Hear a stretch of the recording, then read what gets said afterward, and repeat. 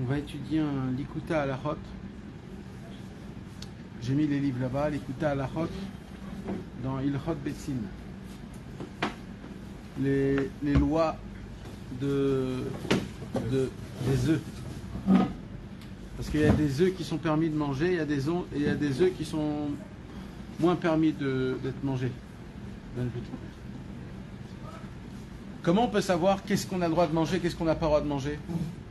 On parle par rapport aux œufs d'animaux différents ou d'animal lui-même? L'œuf, rien que l'œuf. L'œuf en général. Tu vas dans un chouk, tu vois des œufs. Ouais. Comment tu sais c'est quoi qui sont permis, c'est quoi qui sont pas permis? Sans demander. Même si tu demandes, donc pas toujours on peut être la couleur. Alors, pas obligatoire. Il y a même des marrons qui sont permis. Il y a même des petits. S'il y a 21 œufs de caille. Hein? Les œufs de caille. Les œufs de caille. Ils n'ont pas la couleur normale. Et il y en a qui sont permis. Il y a les œufs de comment s'appellent les gros œufs là? Les truches, l'autruche, c'est permis. C'est moutard les achot des autruches. Bien sûr. C'est maintenant. Après, tu te deviens insouciant. C'est pas pour personnel, c'est-à-dire c'est une chavita que tu peux faire pour toute la famille, 10 personnes au moins. Mais c'est une vraie chouchouka, un vrai œuf quoi. Mais comment tu sais? Tu vas à Ouman par exemple. Tu vas à Ouman, dans le chouk de Ouman, tu as envie d'acheter des œufs. Qui te dit que c'est des œufs de poule que tu peux manger? Peut-être c'est des autres œufs qu'on n'a pas le droit de manger. Ouais, il y a plein d'œufs, plein de sortes d'œufs. Des petits, des grands, des moyens. Alors il y a une halakha, il y a des halakhot pour ça. C'est quoi la halakha que la Torah elle nous apprend? Alors, la halakha, c'est que Rosho Echad Kad, ve Rosho Echad Chad. Un côté est arrondi et un côté est pointu. C'est comme ça qu'on connaît un œuf kasher. Si les deux côtés sont arrondis, ils ne sont pas permis. Si les deux côtés ils sont pointus, pareil, ils ne sont pas permis. Quand un des deux est pointu ou alors arrondi, celui-là il est permis, il est kasher. Bien sûr, il vaut mieux toujours demander à la personne d'où il vient ces œufs-là, etc. Mais en général, c'est ça la halakha et c'est comme ça qu'on doit c'est comme ça qu'on peut se permettre de manger ou de prendre certaines choses.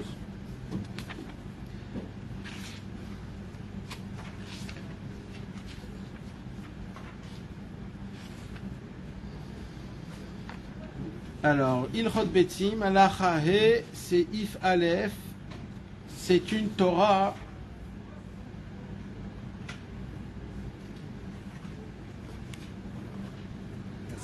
C'est une halakha dans le Likuta Halachot qui n'est pas basée sur notre Torah à nous, mais qui est basée sur une autre Torah. C'est une Torah qui est fondée sur une Torah du Likutei Moharan qui parle de cette période de Tisha B'Av et des 3 semaines, les 21 jours dans lesquels on est en mode détresse et on est un petit peu endeuillé et on n'est pas complètement, on va dire, on peut être joyeux de manière habituelle. C'est un moment où il faut se prendre en main pour essayer de réfléchir et de penser à ce qui nous est arrivé à nous, personnellement, le peuple juif, pendant toutes ces générations, pendant toutes les périodes, pendant toutes les histoires dans lesquelles ces périodes-là, c'était des périodes qui ont été très difficiles. On l'a vu en point. Hein? En Surtout, Vadaï. Et presque tout le temps, c'est Mamash toujours de l'actualité, de ce qui se passe. Mamash, on le voit comment... Maintenant, il y a plusieurs façons de comment on doit regarder cette situation. Il y a une vision dans laquelle ça me met un petit peu en tristesse. Et limite, ça m'angoisse. C'est une période que j'ai envie que vite elle passe. C'est une période que j'ai envie que... Allez, vite qu'on fasse Tisha B'Av. Allez, vite fait. Après, ça sera la fête. On pourra danser, chanter. Mais Rabbi Nachman nous apprend que pas du tout. Pas du tout. En vérité, ces 3 semaines-là, c'est toute la préparation des 3 semaines de fêtes qu'on va avoir pendant le mois de Tishri. Tout le mois de Tishri, depuis Rosh Hashanah, Yom Kippour, Aseret Yemei Teshuvah, Sukkot, Lulav, Etrog, Arava, Simchat Torah, Hoshana Rabbah, Shmini Atzeret, tout ce temps-là, tout ce moment-là, d'où il va être rempli de lumière, d'où il va être rempli d'énergie, de force, de simcha, de fête, de joie, de familiarité, d'où de ces 3 semaines-là de pénitence. Comme ça on dit pénitence, 3 semaines de pénitence. Ces 3 semaines-là. Il y a 3 Shabbats, et les 3 Shabbats, ils sont équivalents aux 3 fêtes, Rosh Hashanah, Kippour et Sukkot. Il y a 2 jeûnes qu'on fait pendant ces 3 semaines-là, le 17 Tammuz et le 9 Av. Il y a aussi 2 jeûnes dans les 21 jours. Il y a le jeûne de Kippour et Tzom Gedalia. C'est les 2 jeûnes équivalents au même jeûne.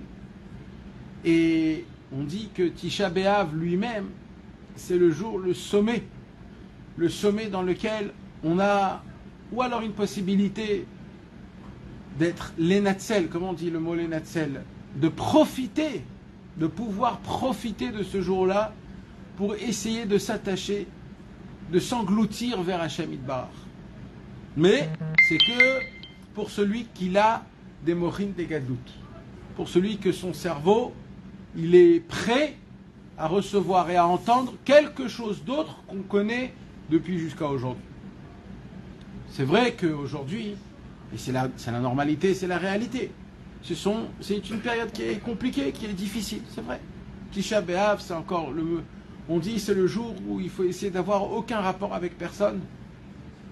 Parce que le dîn, il est tellement grand, il est tellement partout que ça fait très peur d'avoir aucun contact avec personne. Reste chez toi à la maison, pleure le temple, fais partie des gens qui pleurent, et voilà, juste attends que ça passe. C'est comme ça que c'est écrit, c'est comme ça que ça doit être dans la normalité, c'est vrai. Mais mes amis, Rabbi Nachman de Breslev, comme d'habitude, il a une autre vision. Il a une autre vision qui ne vient pas remplacer cette vision-là. Elle vient rajouter à la vision normale, réelle, de ce que le monde il a. Et moi, ce que je voudrais parler ce soir, qui va aussi... J'ai beaucoup travaillé aujourd'hui, mes amis, pour que ce que je puisse parler ce soir, ça touche aussi notre Torah tête. Parce que j'ai essayé de chercher dans tous les Likutei Halachot qu'on a étudiés, etc. Et j'ai pas vu que Rabbi Nathan, il a mentionné quelque chose qui touche à cette Torah, le Inyan de Tisha B'Av et des 3 semaines. Alors j'ai cherché quand même, j'ai approfondi, j'ai essayé de... Et j'ai trouvé quand même un point où Rabbi Nathan il parle mamash de tout le Inyan de Yaakov Avinu. Que Yaakov Avinu c'est le Ish Emet. Et que tout le symbole de Yaakov Avinu c'est la tikva, comme on dit, c'est l'espoir de Tisha B'Av. Et nous, comme on parle beaucoup dans la Torah tête de Yaakov Avinu, c'est le Ish Emet, de lui descendent les 12 tribus. Les 12 tribus, c'est les 12 portes et les 12 rituels de prière. Et c'est lui qui fait monter toutes les prières qu'un homme y prie, etc.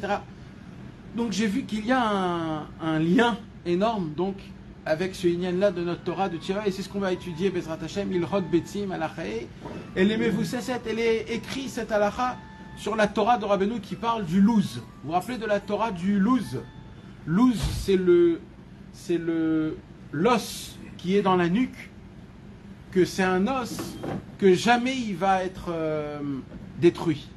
Même après 5000 ans sous terre, cet os, il sera toujours parfait. Et c'est de cet os-là qu'on va se relever à la Triat HaMetim. D'où cet os-là, il a de la puissance, de la force. La Seuda Revit. Quand on mange la Seuda Revit, alors Lilou Nishmat, Yitzhak, Roger, Ben Yaakov. Les Refoua Shlema, mon cousin Robin, Amos, Avram, Chai, Ben, Amalia, Malka. Mordechai, Ben, Simon, Zaira. Refoua Eliaou ben Rosa, Moshe ben Rivka, Yitzhak Israël ben Fortuna, et tout l'âme Israël qu'on a besoin, pour nous tous, Bezrat Hashem, tous les Chaverim, et les Nishmat, tous les Tzadikim, tout le monde, que Dieu il vient, il nous aide, Bezrat Hashem. Donc, quand on mange la Seuda Revit, tout le corps ne prend rien il n'a pas le droit de prendre de l'énergie ou alors de la force ou de la spiritualité de ce qu'on mange à la vite que l'os qui se trouve dans la nuque, qui est le premier os de la colonne vertébrale, si je ne me trompe pas. Et cet os-là, il s'appelle le louse. D'accord? Et cet os-là, c'est le premier qui se forme quand on est dans le ventre de la maman. Quand on est dans le ventre de la maman, en premier, c'est quoi qui se forme? C'est le cerveau, au tout début. Non, après qu'il prend D'abord, il y a le cœur. oui, mais après qu'il prend forme, ça veut dire dès qu'il commence à rentrer dans la forme, tout de suite, ça sort le cerveau. C'est-à-dire, du cerveau sort tout le reste. Et ce qui va être après, ce qui va tenir tout, c'est le point de là où tout a commencé, qui est le loose, donc qui est l'os. C'est-à-dire, c'est du même endroit qui va se former le... C'est-à-dire, c'est le commencement et la fin de tout. Voilà.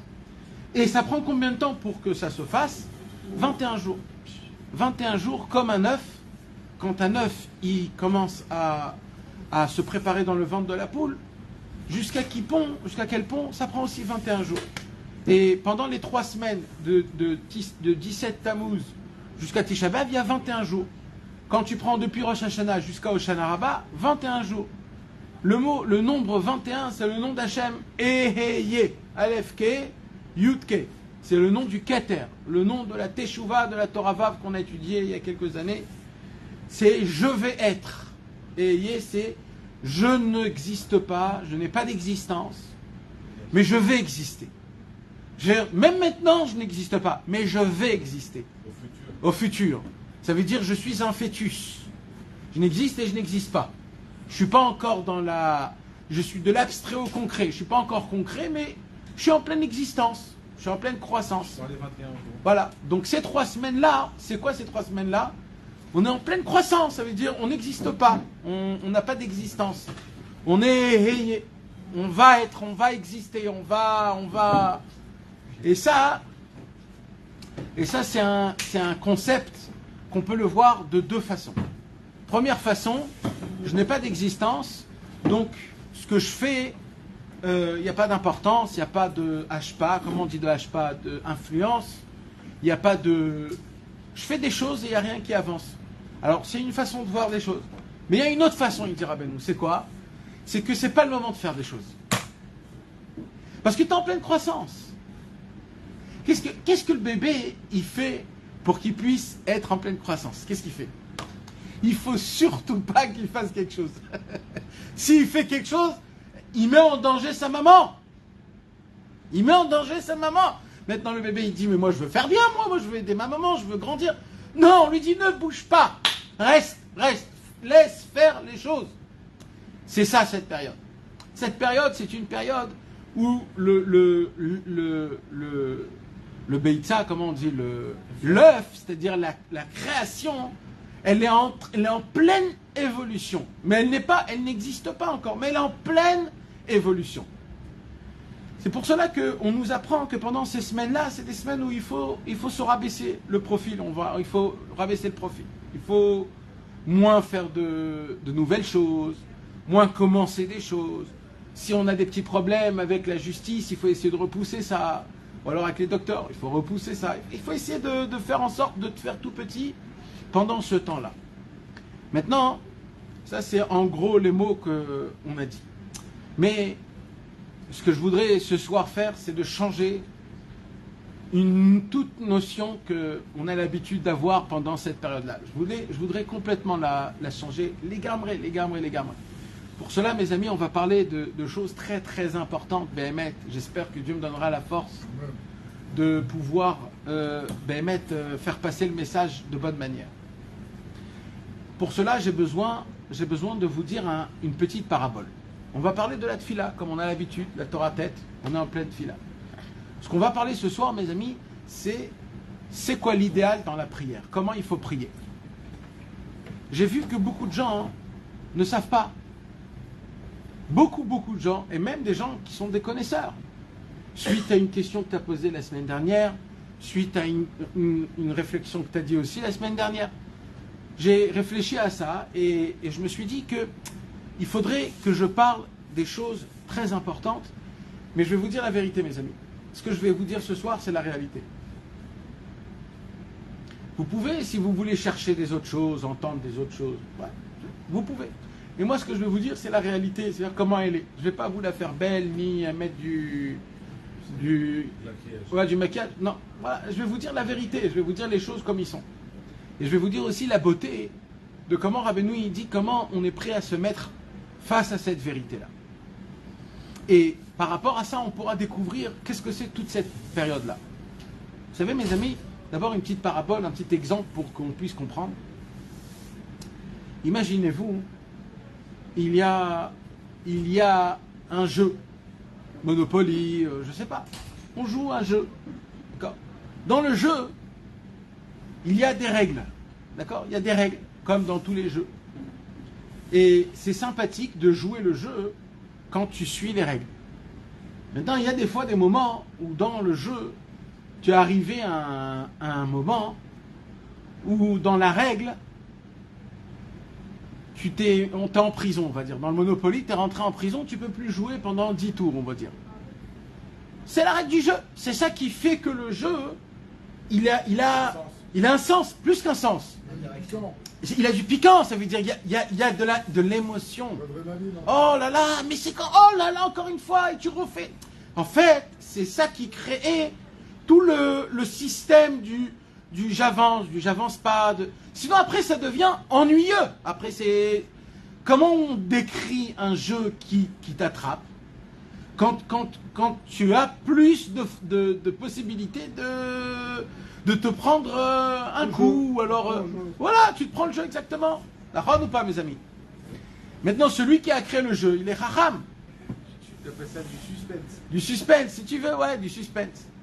Maintenant, si tu veux, celui qui a créé le jeu, il a réfléchi aux règles plus qu'est-ce qu'il a réfléchi sur le jeu lui-même. Parce que de trouver le jeu, ok, c'est une chose. Mais que le jeu il puisse être intéressant et de vivre le jeu, c'est de créer les règles. Plus il y a de règles et plus le jeu il devient encore plus méaniel, c'est-à-dire intéressant. Maintenant, imagine-toi, tu joues avec le propriétaire de celui qui a créé le jeu lui-même. C'est-à-dire, tu joues avec le monsieur qui a créé Monopoly, tu joues avec lui. Tu joues avec lui. Et il y a un moment où tu arrives en prison dans le Monopoly, on va dire. Tu arrives en prison, tu es en prison, maintenant 3 tours, il va le faire tout seul. Bon, il passe un tour, 2 tours, et lui, il est embêté, il se dit, mais oh, j'ai envie de jouer, etc. Et là, il vient chez le patron de celui qui a créé Monopoly. Il dit, je t'en supplie, sors-moi de prison, juste une fois, je t'en supplie, c'est toi le patron, c'est toi qui as créé. Et lui dit, mais pas du tout, c'est le jeu, sinon le jeu... Et lui, il a dit, je t'en supplie, mais c'est toi qui l'as créé, je t'en supplie, vas-y, je t'en supplie. Et lui dit, bon, allez, vas-y, allez, pour une fois, je suis prêt à te... Et il est super content, et il continue, etc., etc. Vous comprenez cette situation-là, mes amis? Ce monde-là, mes amis, c'est un jeu de Monopoly. C'est un jeu. Ah, mais je veux rue de la paix, Hein? moi. Je veux rue de la paix. Tu veux le jeu de la paix? Oui, attends. Non, je veux rue de la paix. Rue de la paix. Il veut le shalom. Exactement. Nous, on veut plein d'autres choses. Mais écoute. Nous, ce monde en entier, c'est un jeu. Mais c'est un jeu, mes amis. Ne le prenez pas pour de la rigolade. Prenez-le au premier degré, mes amis. Je vous assure, tout ce monde-là, tout ce monde de A jusqu'à Z, c'est un jeu. C'est Hachem qui nous met dans ce monde avec un sourire. Il dit, mon fils, vas-y, montre-moi ton... Joue. Je veux que quand tu joues, tu prennes du kiff. Tu t'amuses. C'est le but du jeu. Le but du jeu, c'est de s'amuser. C'est de se piquer des barres de rire. Qu'est-ce qui se passe quand dans le Monopoly, on te met en prison? Oh là là, t'es là, limite tu rigoles, tu dis oh là là les gars.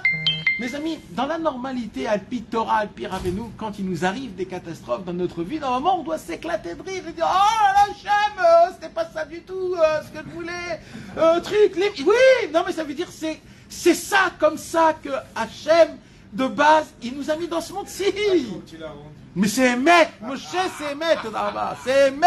Comment tu l'as rendu? Mais attends, je vais aller plus loin que ça. Je vais aller plus loin que ça. Mais ça, c'est le Emet, mes amis. C'est ce point que je veux. Et on a il y a des grosses, il y a des sentiments. Il y a Vadaï, mais c'est plus. On est Exactement, déchirés, mais éclatés, Moshe, carrés, tu t'imagines s'il n'y aurait pas ces on est- sentiments-là? on est- Mais le jeu, il serait nul s'il n'y aurait pas ça. Il serait nul, on aurait marché. Bon. Il y a des fois, les dés ils sont pipés. Il y a des joueurs qui sont comme ça, il y a des joueurs qui sont comme ça, des joueurs qui sont comme ça, des joueurs qui sont comme ça. Oui, Ils sont l'autre, il est né comme ça. Et c'est quoi cette chance? bien sûr. Non, mais C'est nous, on quoi cette comprend chance? pas. Ça induit. Non, Et alors, tu alors, tires à ton cerveau. alors, nous, on nous dit que celui qui a créé le jeu et les règles du jeu, c'est un Dieu infini, qui connaît exactement tout ce qu'il y a dans notre cerveau, qui connaît comment on est né, dans quelle famille on a grandi, quel parcours on a parcouru, quel chemin on a fait, avec qui on s'est marié, c'est qui nos oncles, c'est qui nos parents, c'est qui nos copains, où on a habité, qui on a fréquenté. Akadosh Baruch Hu, il calcule tout dans le jeu. Et il le fait rentrer, il te fait montrer, il t'amène dans un endroit qui va fonctionner à la merveille avec tout ce qui t'arrive. Mais c'est où que ça commence à devenir mauvais? C'est quand tu viens, hein? Non. Alors ça c'est certain, parce que quand tu le prends au sérieux, c'est pas que ça devient mauvais, c'est que tu n'as pas compris le jeu. Parce que imagine-toi, tu joues au Monopoly et on te fait rentrer en prison et il commence à pleurer, le monsieur. Il dit, oh, mais le but c'est un jeu là. On s'assoit pour jouer. Le Ouais. jeu, il s'est ruiné complètement. Ouais, il est ruiné, il n'a plus rien, il lui reste plus rien. Il est mal. Nahan. Mais c'est pas le but du jeu ça. Mais le but du jeu c'est qu'on s'amuse. Le but du jeu c'est qu'on rigole. Le but du jeu c'est qu'on soit joyeux. C'est marrant, c'est très marrant. Chacun dans le jeu, il a son but. Mais ce qui est incroyable, c'est que c'est Akadosh Baruch Hu qui veut jouer avec toi. Ouais, mais c'est pas ça le point, c'est pas ça le point. Et le Gesher est trop de sa mère parce qu'on n'a pas le droit d'être bêta Nahon. Le jeu, c'est que toi avec Hachem. Alors c'est pas, alors le jeu il n'est pas avec Monopoly, c'est un autre jeu on va dire. Non, parce que Bémet t'as raison que c'est pas. Exceptionnel. C'est moi et avec Hachem. Je joue Moi avec Hachem, ouais. Ouais, t'es tout seul Mais dans je le jeu. joue pas avec des autres. Ah non, partenaires. non, non, ça c'est T'as compris certain ce que je veux ça. dire? Ça c'est Et certain. on peut pas rigoler si on joue avec d'autres Ah, partenaires. T'as compris? dans le jeu il y a au moins 10 personnes ou 20 personnes. Mais je joue pas avec. Mais- Chacun joue avec Hachem. Oui, non, mais c'est des personnes qui sont que à toi et devant Hachem. C'est toutes tes personnalités en fait. Donc dans le jeu, tu t'assois et tu joues avec toutes tes personnalités à toi. Pas des personnes, tes copains. Tu travailles, c'est des personnalités. Il y a des fois dans ta vie où tu sais, dans ta tête, tu dis, moi, écoute, j'ai fait des études, je suis un petit peu haram quand même. Je suis haram. Alors il y a un jeu, un haram qui est là. Et d'un autre côté, il y a un mec qui adore flamber, vacances, etc. C'est le même mec. Et c'est le flambeur, mais c'est le même, c'est toi. Et il y a le flambeur, il y a le haram, il y a le tzaddik, il y a le rachat, il y a le businessman. C'est tous toi. C'est-à-dire, c'est toutes tes personnalités que tu joues avec eux. Et on veut voir qu'est-ce que tu fais dans une situation pareille. Alors le haram, tout de suite, il dit c'est comme ça. Lui, il dit ah, j'en ai marre, j'en peux plus. Lui, il dit ouais. En fait, c'est un jeu. C'est ça qu'il dit Rabbeinu. Shamid Bar, il t'a dit regarde, je te fais montrer ta vie, ton monde et toutes tes personnalités. Voilà. Maintenant, le but, c'est pas pour te coller au mur ou alors pour... Non, d'abord, le but, c'est pour te faire montrer la beauté déjà. La beauté des choses. Ce monde, qu'est-ce qu'on peut prendre et tirer de ce monde-ci? Mais, encore une fois, mes amis, là où je veux en venir, c'est quoi? C'est ce qu'on a dit tout à l'heure. Imagine-toi, le monsieur, il est rentré en prison dans le jeu. Il vient devant le patron, il dit, patron, je t'en supplie, sors-moi de prison, sors-moi de prison. Qu'est-ce qu'il lui dit, le patron? Il lui dit, mais c'est, oh, tu veux kiffer? Tu veux kiffer? Ça veut dire, ton kiff, tu veux vivre le jeu, tu veux vivre la partie du jeu? Bah, reste là-bas! Reste là-bas, parce que si tu vas, il n'y aura plus de goût après, ça va être trop facile. Je t'en supplie. Bon, allez, vas-y, ok. Écoutez bien, mes amis. Tout ce qui nous arrive dans notre vie, depuis le début jusqu'à la fin, c'est Akadosh Baruch Hu qui l'a noté pour notre bien. Et dans la normalité de base, normalement, on ne doit pas demander à Hachem, dans aucun prétexte, de changer quelque chose qui nous arrive dans notre vie. Est-ce que vous comprenez ce que je suis en train de vous dire? Pourquoi? Parce que tout le jeu, c'est qui l'a écrit, c'est-à-dire notre vie, c'est Hachem Yitbarach. Et il a écrit de manière qu'en jouant ce jeu, je vais me perfectionnaliser, je vais grandir, je vais devenir la vraie personne que je dois devenir. Découvrir les forces que j'ai en moi, connaître mon Dieu, découvrir la grandeur d'Hachem. Alors, ça ne veut pas dire que c'est interdit. Non, Akadosh Baruch Hu me donne la possibilité de prier, de changer les règles. Il me donne. Il me dit, écoute, si tu vois que c'est trop, t'arrives pas, ou je sais pas, je te donne, moi, cette clé de me demander de changer les règles. Un joker. Ouais, je te donne, même plusieurs jokers. Tu fais ce que tu veux, il y a des moments dans ta vie, tu me demandes, je vais te répondre. Mais sache une chose, je vais changer la chose, mais sache, tu vas manquer de... Je sais pas comment dire le mot, mais moi, il dit Hachem, moi, j'ai fait en sorte que de cette manière comme c'est la manière la plus parfaite, idéale pour toi et pour ta grandeur et pour ta vie en entière. Maintenant, c'est sûr, mes amis, Hachem, il est Kol Yachol, Hachem, il peut tout. Alors, il y a certaines situations où un homme, des fois, c'est compliqué. Prie Hachem, change-moi cette situation. C'est permis, mes amis. C'est même pas que c'est permis, c'est que Hachem, il dit, si tu me pries une prière comme ça, je l'écoute. Je vais changer le seder. Je vais faire en sorte. Mais sache que si je vais changer ce seder-là, il faut que je change aussi 2-3 choses dans le futur. Pourquoi? Parce qu'à un moment dans ta vie, il faudra arriver à ces points-là. Il faudra que tu te mettes en face de ces choses-là et que tu puisses les vaincre. Alors, Quoi alors? on ne prie plus. Alors on ne prie plus. S'il y a Mouna Khazaka, que Hachem fait tout pour toi, alors En fait, il t'a dit- Non mais moi il faut que je rentre dedans. Il a dit de changer la prière. C'est-à-dire que si je vais faire changer avec la prière, après il va me remettre les mêmes galères plus tard. Parce que pour l'instant, il me donne le joker. Alors c'est quoi qu'il faut prier? C'est ça la question que tu dois me dire. Pas, alors on prie plus. Ah, c'est- La question est alors, qu'est-ce qu'on prie? La réponse, elle est Hachem Yitbarach. Je sais que c'est toi qui m'as tout donné, qui a tout fait. D'abord, je veux te voir. Parce que quand un problème arrive, c'est pas toi que je vois. C'est le problème. Et quand je regarde le problème, je commence à rentrer dans l'anxiété. Donc la première prière, et ça s'écrit des dizaines de fois dans Alim et Troufa, des dizaines de fois dans Alim et Troufa. Il y a une lettre, hein?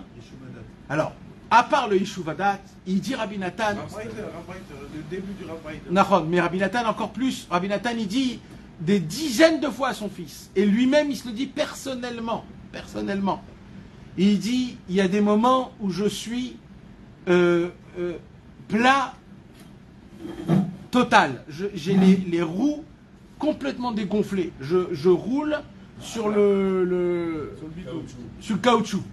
Il dit Rabbi Nathan, j'ai la force de rien, mamash. Et il dit, mais combien même, il y a une chose que je me rappelle toujours, c'est Batsar Ichaftali.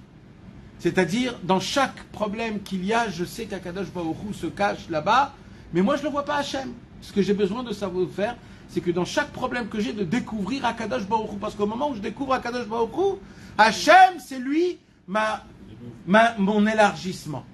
Le problème, il me contracte et complètement, et moi j'ai besoin d'être décontracté, j'ai besoin de voir de l'élargissure, de l'élargissement. Et c'est qui l'élargissement? C'est Hachem.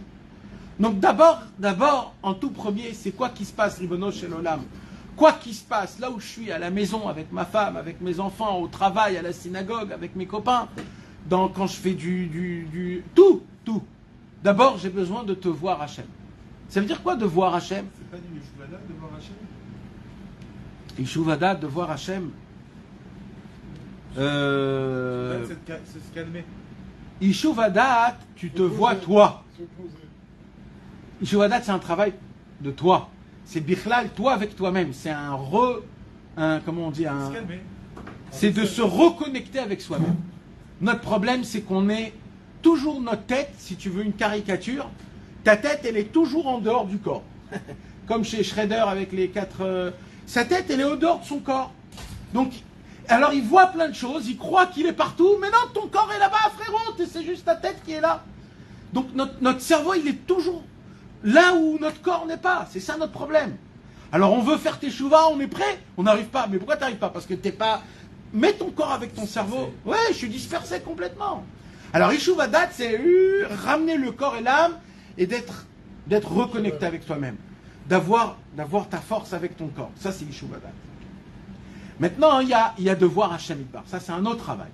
Et de trouver Hashem Yitbarach, ça aussi, il faut un Yeshuva Dat. Mais d'abord, il faut être conscient de le chercher. C'est quoi de voir Hashem? C'est de voir un espoir. C'est de voir la simcha, même quand là où ça ne va pas. C'est ça, de voir Hashem. Comment on fait pour voir Hashem? Alors, avant que je continue, j'explique encore le Inyan. Est-ce que vous avez compris donc? Notre travail en premier, donc, c'est de demander à Hashem de le voir. Deuxième, c'est quoi la prière qu'il faudrait prier, mes amis? Écoutez, parce que ce que je vous dis ce soir, ça va enlever beaucoup d'années de prières mauvaises. Et je peux vous dire que c'est plus que d'accepter. C'est certain que c'est accepté. Mais maintenant, notre prière doit changer et elle doit être dite de cette manière-là. Hashem Yitbarach, on va dire, j'ai besoin de payer mon loyer, d'accord? Voilà, Hashem, je t'en supplie, fais que je puisse payer mon loyer, je t'en supplie, fais que je trouve ça, etc. Je te demande que lui me donne un peu, que je puisse avoir ma paye. Et tu commences à argumenter avec Hashem. Akadosh Baruch Hu, il dit, je t'aime mon fils et j'aime ta prière et je vais t'exaucer ta prière. Mais c'est pas la perfection. Si tu es un vrai combattant, un Ish Israéli comme Yaakov Avinu qui s'est battu devant Esav, je vais te dire comment il faut prier. Tu sais comment il faut prier? Cette situation que là, pour l'instant, tu n'as pas comment payer ton loyer, c'est moi qui te l'ai fait. Pourquoi c'est moi qui te l'ai fait? Pas parce que je te haïs, je t'adore, et c'est toute la raison. Et je sais qu'à travers ça, tu vas bouillir dedans. Tu vas aller à droite à gauche, ton cerveau, tu vas tomber dans tu auras des montées, des descentes très vite en une seule journée de simcha et de hatzvut et de tristesse et de désespoir, d'espoir. Tu vas aller, tu vas prier, tu vas faire un petit tikkun haklali. Tu vas dire Hachem, je t'en supplie, voilà, je suis avec toi. Tu vas redescendre, tu vas voir un copain, t'aurais pas. Tu vas créer plein de choses. Tu vas planter des graines partout parce que t'es agité. Tu vas aller à droite, tu vas te dire mais Hachem, je suis avec toi, j'ai confiance et tout. Et un jour passe, il n'y a rien qui se passe. Alors quoi, tu vas dire, tu vas pas tout jeter, qu'est-ce qui va se passer à ce moment-là? Tu vas trop renforcer, tu vas tomber d'abord, c'est normal, mais c'est pas grave, c'est comme ça. Et après tu vas remonter, et tu vas te rebattre, et tu vas voir un copain, tu auras honte de lui parler parce que tu as honte de lui parler. Mais là, tu vas craquer, alors tu vas lui dire, écoute mon frère, voilà, il s'est passé comme ça, voilà, tu peux peut-être m'aider. Akadosh Baruch Hu dit, mais c'est très bien, regarde, t'avais honte, maintenant tu lui as parlé, il faut que vous parlez. Je te crée des liens, je te crée des connaissances, je te crée des contacts. Je te fais faire ouvrir, je te fais faire montrer comment ne reste pas tout seul dans ton noir, dans ta noircure, en train de souffrir tout seul. Non, sors, parle, commence, et toutes les 5 minutes, tu vas aller à la mezouza, d'un coup tu vas prier devant la mezouza, ça fait des années que tu n'as jamais prié devant une mezouza. Après tu vas aller devant le Echal, tu vas prier comme les anciens, nos grands-parents, tu vas être comme eux, d'un coup tu vas devenir pachout. Tu vas voir un petit télim, tu dis bon j'ai 5 minutes de télim, je vais faire... Ça s'appelle la... Comment ça s'appelle la... Ça s'appelle la HK. Comment on dit une HK? Ça c'est un investissement qu'Akadosh Baruch Hu investit en toi, et là il reçoit sa HK, il reçoit ce qu'il a investi. C'est ça mon investissement, regarde comment ça fonctionne. Alors comment il faudrait prier? Comme ça il faudrait prier. Hachem, d'abord, hein, c'est dur. Voilà, c'est la vérité. Pour moi, c'est dur. Je n'ai pas encore mes mochines de aborder ce problème que j'ai. J'ai besoin de payer mon loyer. Mais il y a une autre sorte de vision que on va parler tout à l'heure. Mais je ne voulais pas encore parler, mais on va parler de ça. Comment on arrive à ça? Ferme parenthèse. Et Hachem, je te demande maintenant, Béhémet, de tout mon cœur. Je sais que c'est par là que je dois passer. Moi, je te demande ça. Fais en sorte, d'abord, que je n'ai pas peur, que je rigole de cette situation, que je garde la tête haute, fraîche, et Hachem, je m'annule à tout ce que tu feras, juste. Donne-moi, je t'en supplie, de la force, du courage, et que le sourire soit toujours sur mon visage. Quand on dit le mot Force et courage, mes amis, c'est pas de la rigolade, hein. C'est pas force et courage. C'est les paroles que Rabbi Nathan Rabbetain les a pris. C'est quoi force et courage? Force, c'est que je puisse avoir de la force pour me tenir devant tout. Et courage, c'est quoi? Des fois, j'ai la force, mais j'ai pas le courage d'affranchir le... Ah, vous savez, mes amis, quand il y a les films de science-fiction, Harry Potter et tous ces choses, là-bas, ils doivent passer devant un mur. Maintenant, s'ils passent dans un mur, ils rentrent dans un monde. Mais il faut le passer, le mur. Tu te vois, toi, courir à fond devant un mur. Et si c'est fermé, tu prends le mur sur toi. Ce monde-ci, c'est pareil, mes amis. Il faut avoir la émouna, ça veut dire... Le hometz, c'est quoi le hometz? C'est le courage. Le courage, que moi, je crois que c'est compliqué. Mais voilà, Hachem, d'abord, je sais que tu vas pas me faire... comment on dit? Du mal. Je sais que tu vas pas me faire du mal. Je sais que cette situation ne va pas D'abord, j'ai jamais été dans des situations pareilles. Je me suis plus ou moins, toute ma vie, je me suis en sorti. Oui ou non? Alors, je suis toujours vivant. J'ai même du bide. Je bouffe beaucoup plus que la normalité. Je suis pas squelette. Ça veut dire, j'ai une maison, Alors, il y a eu des petits problèmes, comme tout le monde. Donc, tu es toujours avec moi. Moi, je te demande force et courage, Hachem. Tu es en train de dire, Hachem, enlève-moi la panique. Exactement. Enlève-moi la panique. Exactement. Tu sais quoi, Hachem? Mon travail, c'est d'enlever la panique. Exactement. C'est à moi, ma Vodazara, c'est ma panique. Exactement. Maintenant, est-ce que vous avez compris ce point? Je le répète encore une fois, mes amis, parce que tout le yesod de la prière émet, la tfila émet, mes amis. Encore une fois, mes amis, il faut être d'abord franc avec soi-même. Il faut dire au début, là où est ma place. Ça veut dire, ma place c'est, moi, ce que je veux, Hachem, c'est que je puisse payer 6 mois avant. Pourquoi payer de mois en mois? 6 mois avant. Mais mes amis, viens, je te dis quelque chose en secret dans l'oreille. Qu'est-ce qui se passe si tu payes 6 mois avant? Tu vas plus mettre la main sur la mezouza. Mais c'est même pas ça. Même ce qu'il faut, tu vas pas le faire.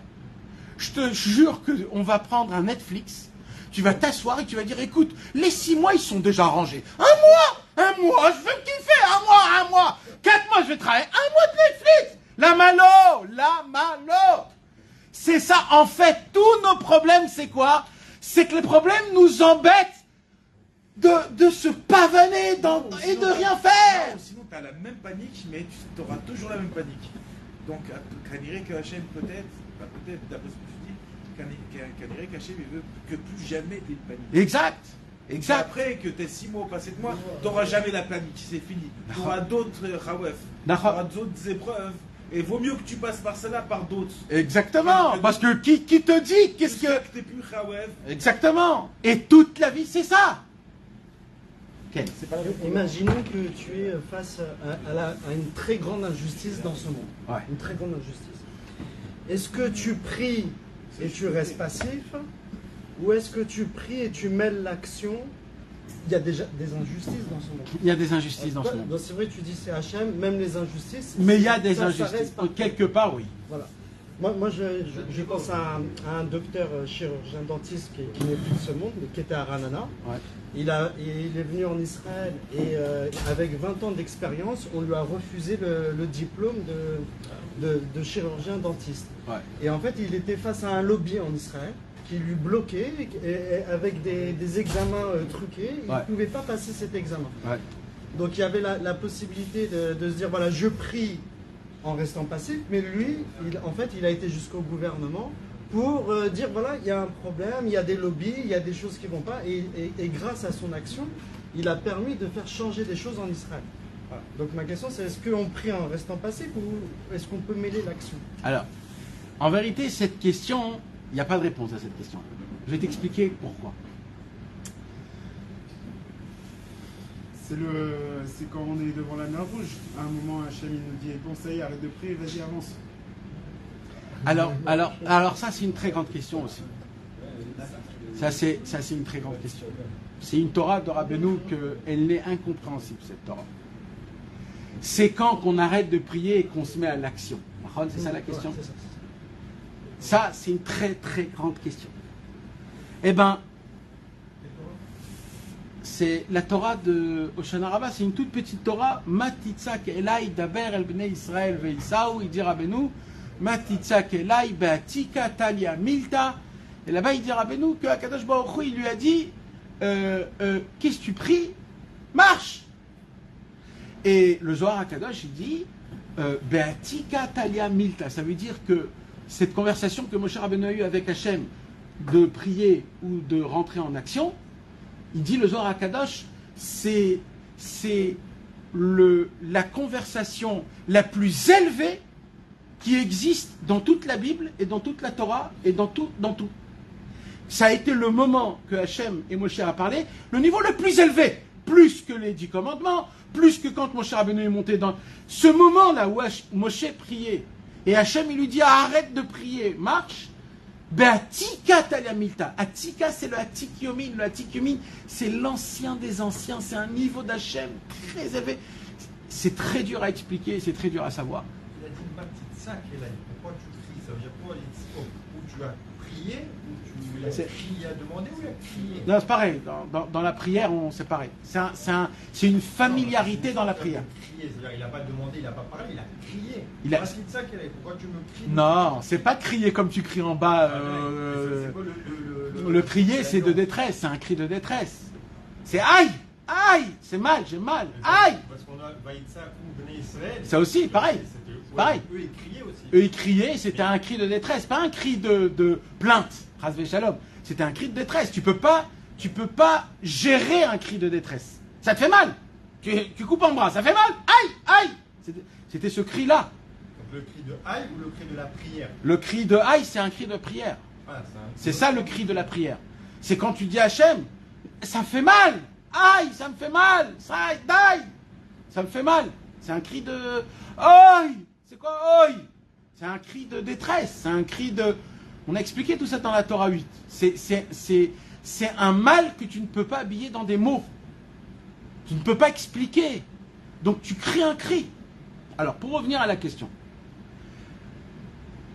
Le dialogue, c'est le plus élevé qu'il y a. C'est le dialogue le plus élevé qu'il y a dans tout le Tanakh en entier. Et bien sûr, la Gemara et tout, Mamash. C'est le dialogue. Et c'est pour cela que ce dialogue-là, on ne le comprend pas aussi. Et je vais dire la vérité, moi, je ne comprends pas cette Torah Bémet. Cette Torah, pour moi, elle n'est pas du tout mouvan. Il faudrait beaucoup prier et faire tchouva pour comprendre cette Torah. Je ne sais pas ce que ça veut dire. Je vais m'expliquer pourquoi.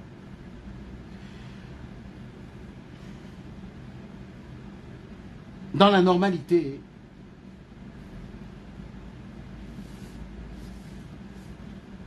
Akadosh Baruch Hu a fait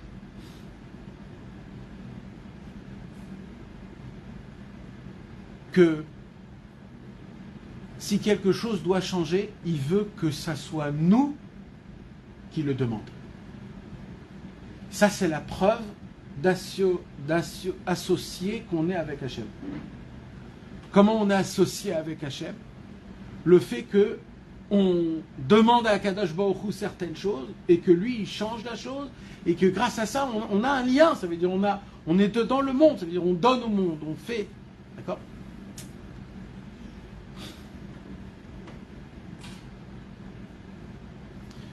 Nous, on voit le monde, comment il change. Comme tu m'as expliqué, il y avait un monsieur qui n'a pas reçu de diplôme, et il est allé, il a bougé certaines choses, et il a fait en sorte que maintenant, toutes ces personnes-là qui ne peuvent plus avoir, ils auront un...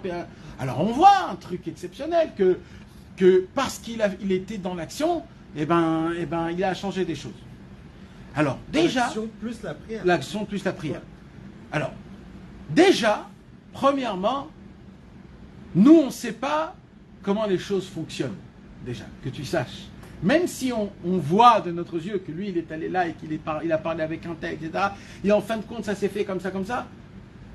Dans le ciel, c'était écrit que cette date-là, on recevra tous les diplômés, même comme ça et comme ça. C'est Hachem qui l'a fait.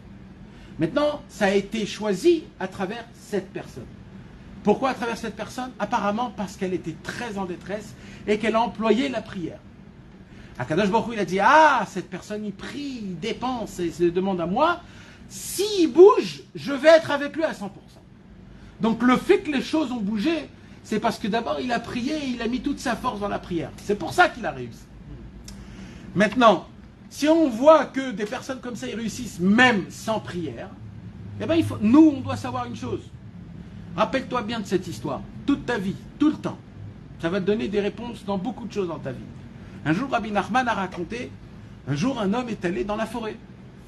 Et dans la forêt, il vient, comme ça, il marche, et il y a un loup énorme, énorme, qui est là en face de lui, qui a très faim, et il se dit, alors là, c'est foutu pour moi. Et oui, il ne sait plus quoi faire. Alors il se dit, bon, il faut que je me batte, il faut que je... Alors il regarde par terre, et là, il voit un grand bâton. Il se dit, bon, je vais prendre le bâton, je vais essayer de me battre. Et là, il essaie de lui faire comme ça, et le loup, il est là, en train de faire avec sa langue, je vais te bouffer. Et là, il a une idée. C'est quoi l'idée? C'est qu'il prend le bâton et il fait comme si c'était un fusil. Et il le regarde comme ça, et il lui parle, il fait gars, je vais te tirer dessus, je vais te tirer dessus, je vais te tirer dessus. Et il fait quoi? Il fait PAM! Et là, le loup, il tombe. Pas juste il tombe. Il y a du sang qui coule. Il s'approche, il voit, il y a une balle qui est rentrée dedans. Il dit, mais je rêve ou quoi, là? C'est pas possible, ça veut dire, c'est pas possible. Ouais. Non mais c'est vrai, c'est amitié, c'est vrai, Bémet. Et il va dans la ville, il prend le bâton et le loup. Il dit, regardez le bâton, ce qu'il a fait, regardez. Il dit, Rabbeinu, mais il y a une chose qu'il ne savait pas, ce monsieur. C'est qu'il y avait un sniper qui était juste en haut, avec un vrai fusil, et qu'il a vu tout ce qui s'est passé, et il a défoncé lui-même, en fait. C'est pas lui en bas, c'est juste le sniper d'en haut. Nous, dans le ciel, en bas, dans ce monde-ci, on fait certaines choses qu'on croit que c'est nous qui ont fait la chose. Et on est certain, on a les preuves. Mais il faut savoir une chose, il y a un sniper en haut. C'est lui qui fait ce qu'il faut faire. Alors nous, on croit comme ça, etc. Il faut se rappeler qu'il y a un sniper en haut. Mais c'est lui qui joue les coordonnées. Alors lui, en bas, tu vas lui dire, il y avait un sniper, il dit, mais rien du tout, je ne l'ai pas vu, il n'y avait rien, j'ai crié, au secours, il n'y a rien eu. Il peut te dire plein de preuves. Donc déjà, ça nous enlève plein de certaines statistiques ou choses qui se passent dans ce monde, qu'on pourrait dire, voilà, lui il a eu ça, et lui il a eu ça, et ça s'est passé comme ça. Non frérot, non, toi tu dis comme ça, mais tu sais pas comment c'est écrit. Tu sais pas dans le ciel comment ça s'est fait. Moi ma question c'était pas de dire, est-ce que c'est l'action qui a résolu le problème, c'était pas ça. C'est est-ce que je prie et je reste passif. Et est-ce que, en fait, est-ce que Hachem il m'autorise à réparer quelque chose? D'abord, c'est certain qu'il faut qu'on passe à l'action. Mais à deux conditions. Première condition, en priant avant, en sachant que tout sera par la siyata d'Ishmaïa, l'aide d'Hachem Yitbarach. Et il faut que quand tu passes à l'action, ne rentre pas dans le jeu que c'est toi qui gères la chose. Fais les choses comme une tête bête. Ça veut dire, il faut que j'aille là-bas, il faut que je demande, il faut que je reviens, il faut que je redemande. C'est mon travail à faire, Malasot. Je ne vais pas me rentrer dans le... C'est mon travail. Moi, je sais une chose que j'ai, comme la façon de comment on va au travail, comment Rabbeinu nous a appris comment on va au travail. Comment on va au travail? On va au travail d'abord en sachant que c'est pas nous qui ramenons l'argent. On va au travail en sachant que c'est Hachem qui me donne l'argent. Pourquoi moi, je vais au travail? Je vais au travail parce que j'ai des fautes, parce que si je ne vais pas au travail, je vais m'ennuyer toute la journée, et je vais faire des fautes, et je ne vais pas être en action. Alors, c'est pour ça, donc, si je vais rester 1 heure de plus, ou 2 heures de plus, en sachant que je vais gratter à droite à gauche, Rabbeinu dit, là, tu rentres dans un vice, que c'est moi, c'est pas moi. Si tu veux, moi, je vais te donner plus. Tu vas gagner ici, ou alors, ce que tu vas gagner, tu vas le dépenser là. Mais ce qui a été écrit déjà, maintenant, c'est certain que celui qui reste chez lui à la maison, sans rien faire, eh ben, il y a un problème aussi. Ça aussi, ça s'appelle de la Hefkerut, ça s'appelle Altis Mochalanes. Akadosh Baruch Hu, il dit, moi j'ai créé des règles. On a parlé des règles du Monopoly. Il y a des règles dans le Monopoly. C'est moi qui les a créées. C'est pas lié de Serrat. Je veux que vous rentrez dans le monde, que vous vivez normal dans le monde, mais en sachant, vous les Juifs, que vous êtes dépendants de moi. Et moi, je peux tout gérer et jouer à travers ça. Maintenant, mes amis, il y a aussi... Mais ça, c'est pour certaines personnes, pas pour tout le monde. Il y a des personnes que leur niveau de Emouna est très élevé et que eux, ça suffit juste de prier. Mais ça, c'est très... voilà. Comment t'as dit? C'est sélectif, ça veut dire c'est pas pour tout le monde. Nous, on est des gens normaux, Malheureusement, notre émouna n'est pas béton armé, donc nous, on doit être comme des gens... On va arriver à ce moment-là. Si tu veux, oui, mais c'est un vrai combat. Ça veut dire il faut que tu saches à quoi tu as affaire. Mais oui, vadaï qu'on peut. Mais il faut être vrai avec soi-même. Il faut savoir qui on est. Tu peux pas dire un jour, moi aujourd'hui je fais plus rien. Rien d'avoir casé. Ça veut dire, tu es obligé de te lever tous les matins, d'aller au travail et de faire ce qu'il faut faire et de prier Hachem et de dire c'est tout toi, etc. Mais on peut pas gérer la chose. Mais ça existe, ça veut dire ça Si existe. je peux me permettre l'histoire de Rabbi Nathan, j'avais demandé à Rabbi, je crois que c'est Rabbi Nathan, il avait dit je veux tout arrêter, il a dit non déjà, fais 1 heure déjà, Ouais, il faut que tu fasses 2 heures, Ouais. après à mi-temps. Ouais. Et si jamais pendant ce temps-là tu peux vraiment te consacrer à Hachem, alors tu vas arriver. Et c'est vrai que des fois on dit ça et après 1 heure, 2 heures, on ne sait plus quoi faire. Donc il vaut mieux aller travailler. Nahon. On n'a pas, ça veut dire, des fois on se croit qu'on est chaud, mais on n'a pas cette possibilité. Je reviens dans mon explication de prière, donc je conclus, mes amis, c'est comment on prie alors. Il faut arrêter de demander à Hachem de changer nos situations. C'est pas que tu peux demander à Hachem, tu peux demander à Hachem tout ce que tu veux. Et Hachem t'écoutera, il fera comme tu veux. Mais je vais dire quelque chose. Quand tu coupes un fil ici qui fait du problème, c'est ce fil ici qui va péter. Et quand tu arranges ce fil ici, ça sera ce fil là-bas qui va péter, frérot. Tant que tu n'arranges pas la charge électrique de toute la maison, ce sera des fils par fil qui vont péter à droite à gauche. Alors tu veux déménager parce que tu n'as pas de simra. Hachem dit ok, tu vas déménager. Tu passes dans une autre maison. Et là-bas, c'est un autre problème. Ça coule de l'eau, il y a un truc ça. Hachem, je t'en supplie. Alors quoi? Tu veux quoi exactement? Que ça soit comme ça? Ok, alors d'un coup, il y a une petite maladie qui vient à la maison et un petit... Oh là là, qu'est-ce qui se passe? Qu'est-ce que dans ma vie, elle est comme ça depuis que j'ai fait ça? Mais oh frérot, il n'y a pas de depuis. La vie, elle est que si tu te... Imata Boréar, comment on dit Boréar? Si tu te sauves de tes problèmes vont te poursuivre. C'est quoi alors qu'il faudrait faire? C'est se mettre devant et de vivre la situation. C'est mon problème. Alors, ça veut dire quoi de vivre la situation? Moi, je dois faire tout pour arranger le problème. Mais de manière normale, ça veut dire normale, sans...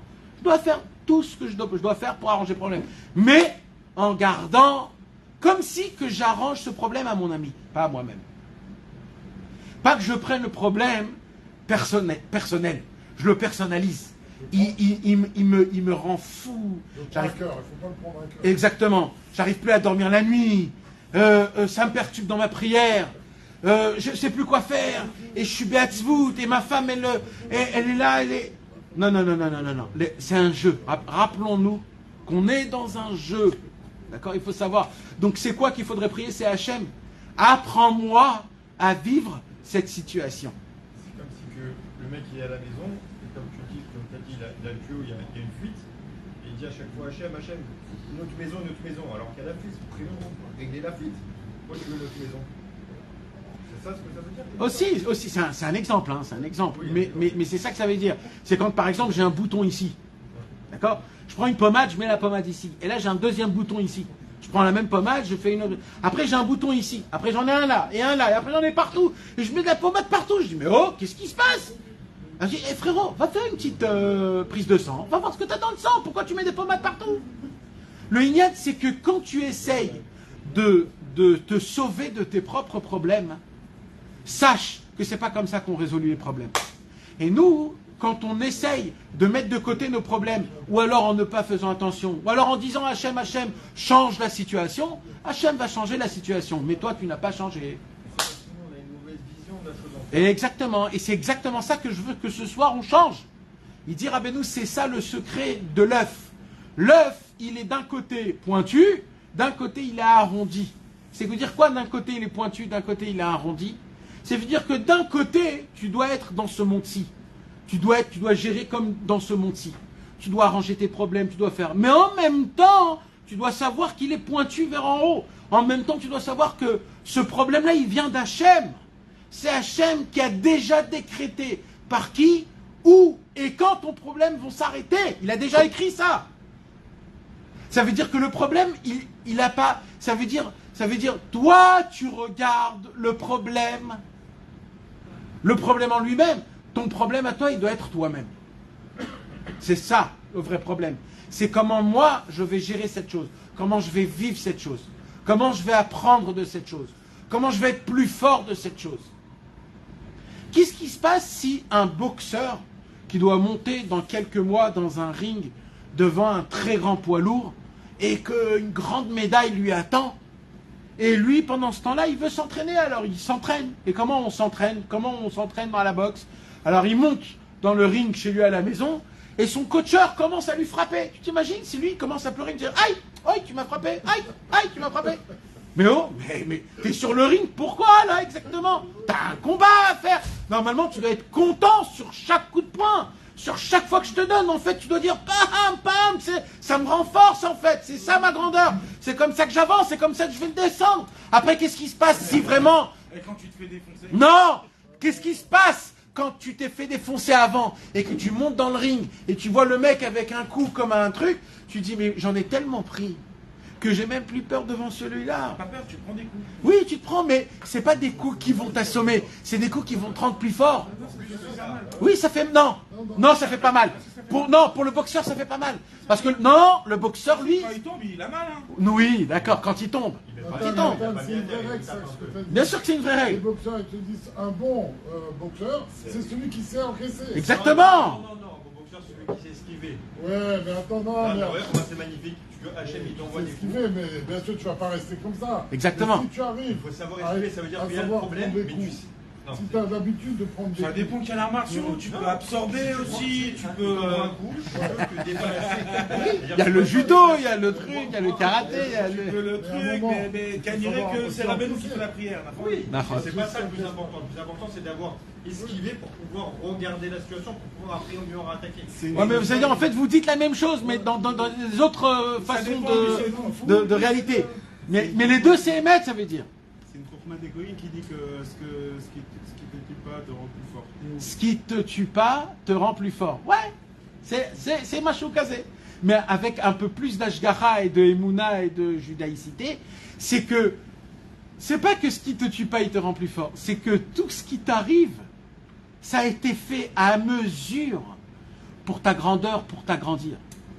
Tu sais, quand tu vas t'acheter... Je crois que... Quand tu vas t'acheter une khalifa, une veste, d'accord?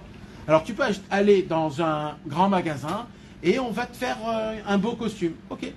Mais si tu veux avoir un vrai costume, tu vas chez un tailleur et il te prend les mesures exactement de comment tu es en haut, en bas, les tailles, etc. Et il te fait un sur-mesure. Il faut savoir et se rappeler ce monde-là, de comment il est fait. C'est de quoi comment il est fait? La femme que j'ai reçue, les enfants que j'ai reçus, les problèmes que j'ai reçus, la maison que j'ai reçue, le travail, tout a été fait sur mesure à toi-même, sur mesure, mamage. Donc ça veut dire qu'en vérité, si tu veux essayer de te sauver de certaines situations qu'on a, ok, mais sache que le but de ta vie, en fait, tu es en train de l'attarder, voilà. Tu es en train d'attarder retarder le but de ta vie, l'endroit là où tu dois arriver. On revient à reposer la question pourquoi prier. Alors priez pour tenir. Priez pour tenir, pour rester, pour rigoler, tu sais, un jour j'ai été convoqué à la police. Ouais. Un jour j'ai été convoqué à la police. Et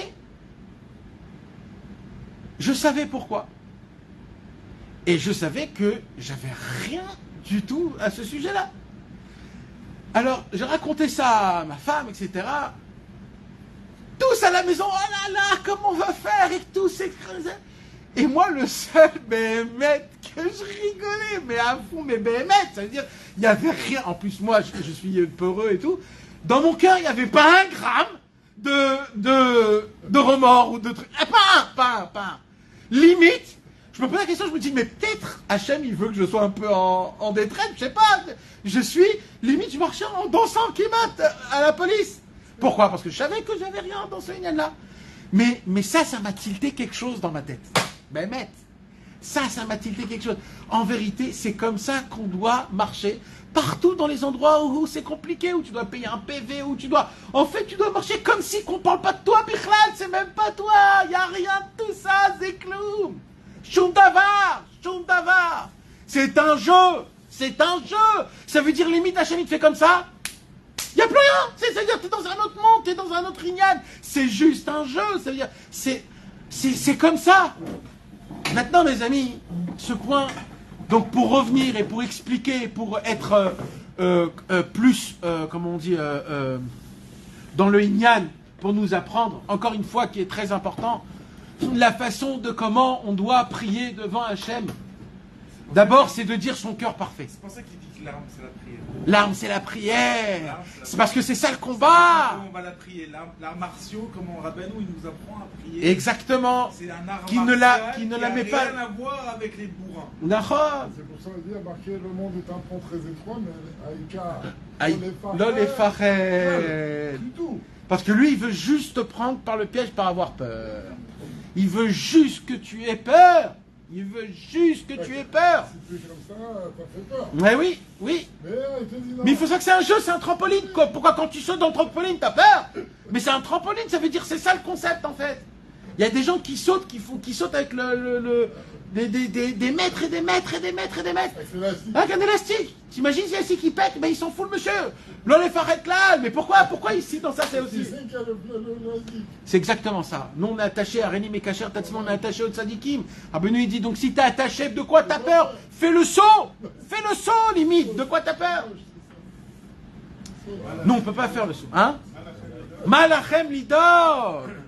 Mais quand Rabbeinu il dit Malachem lidog, il parle pas que si je suis tombé dans le gamabri. Il parle dans tout. Dibour chez Rabbeinu, Klaliut Gadol, c'est une généralité. Donc c'est dans la Parnassa, dans le Shalom Bayit, dans le Chinuch Haïladim, dans mon Avodat Hashem, dans toute ma vie en entière. La question, est-ce que vous avez compris ce point-là, mes amis?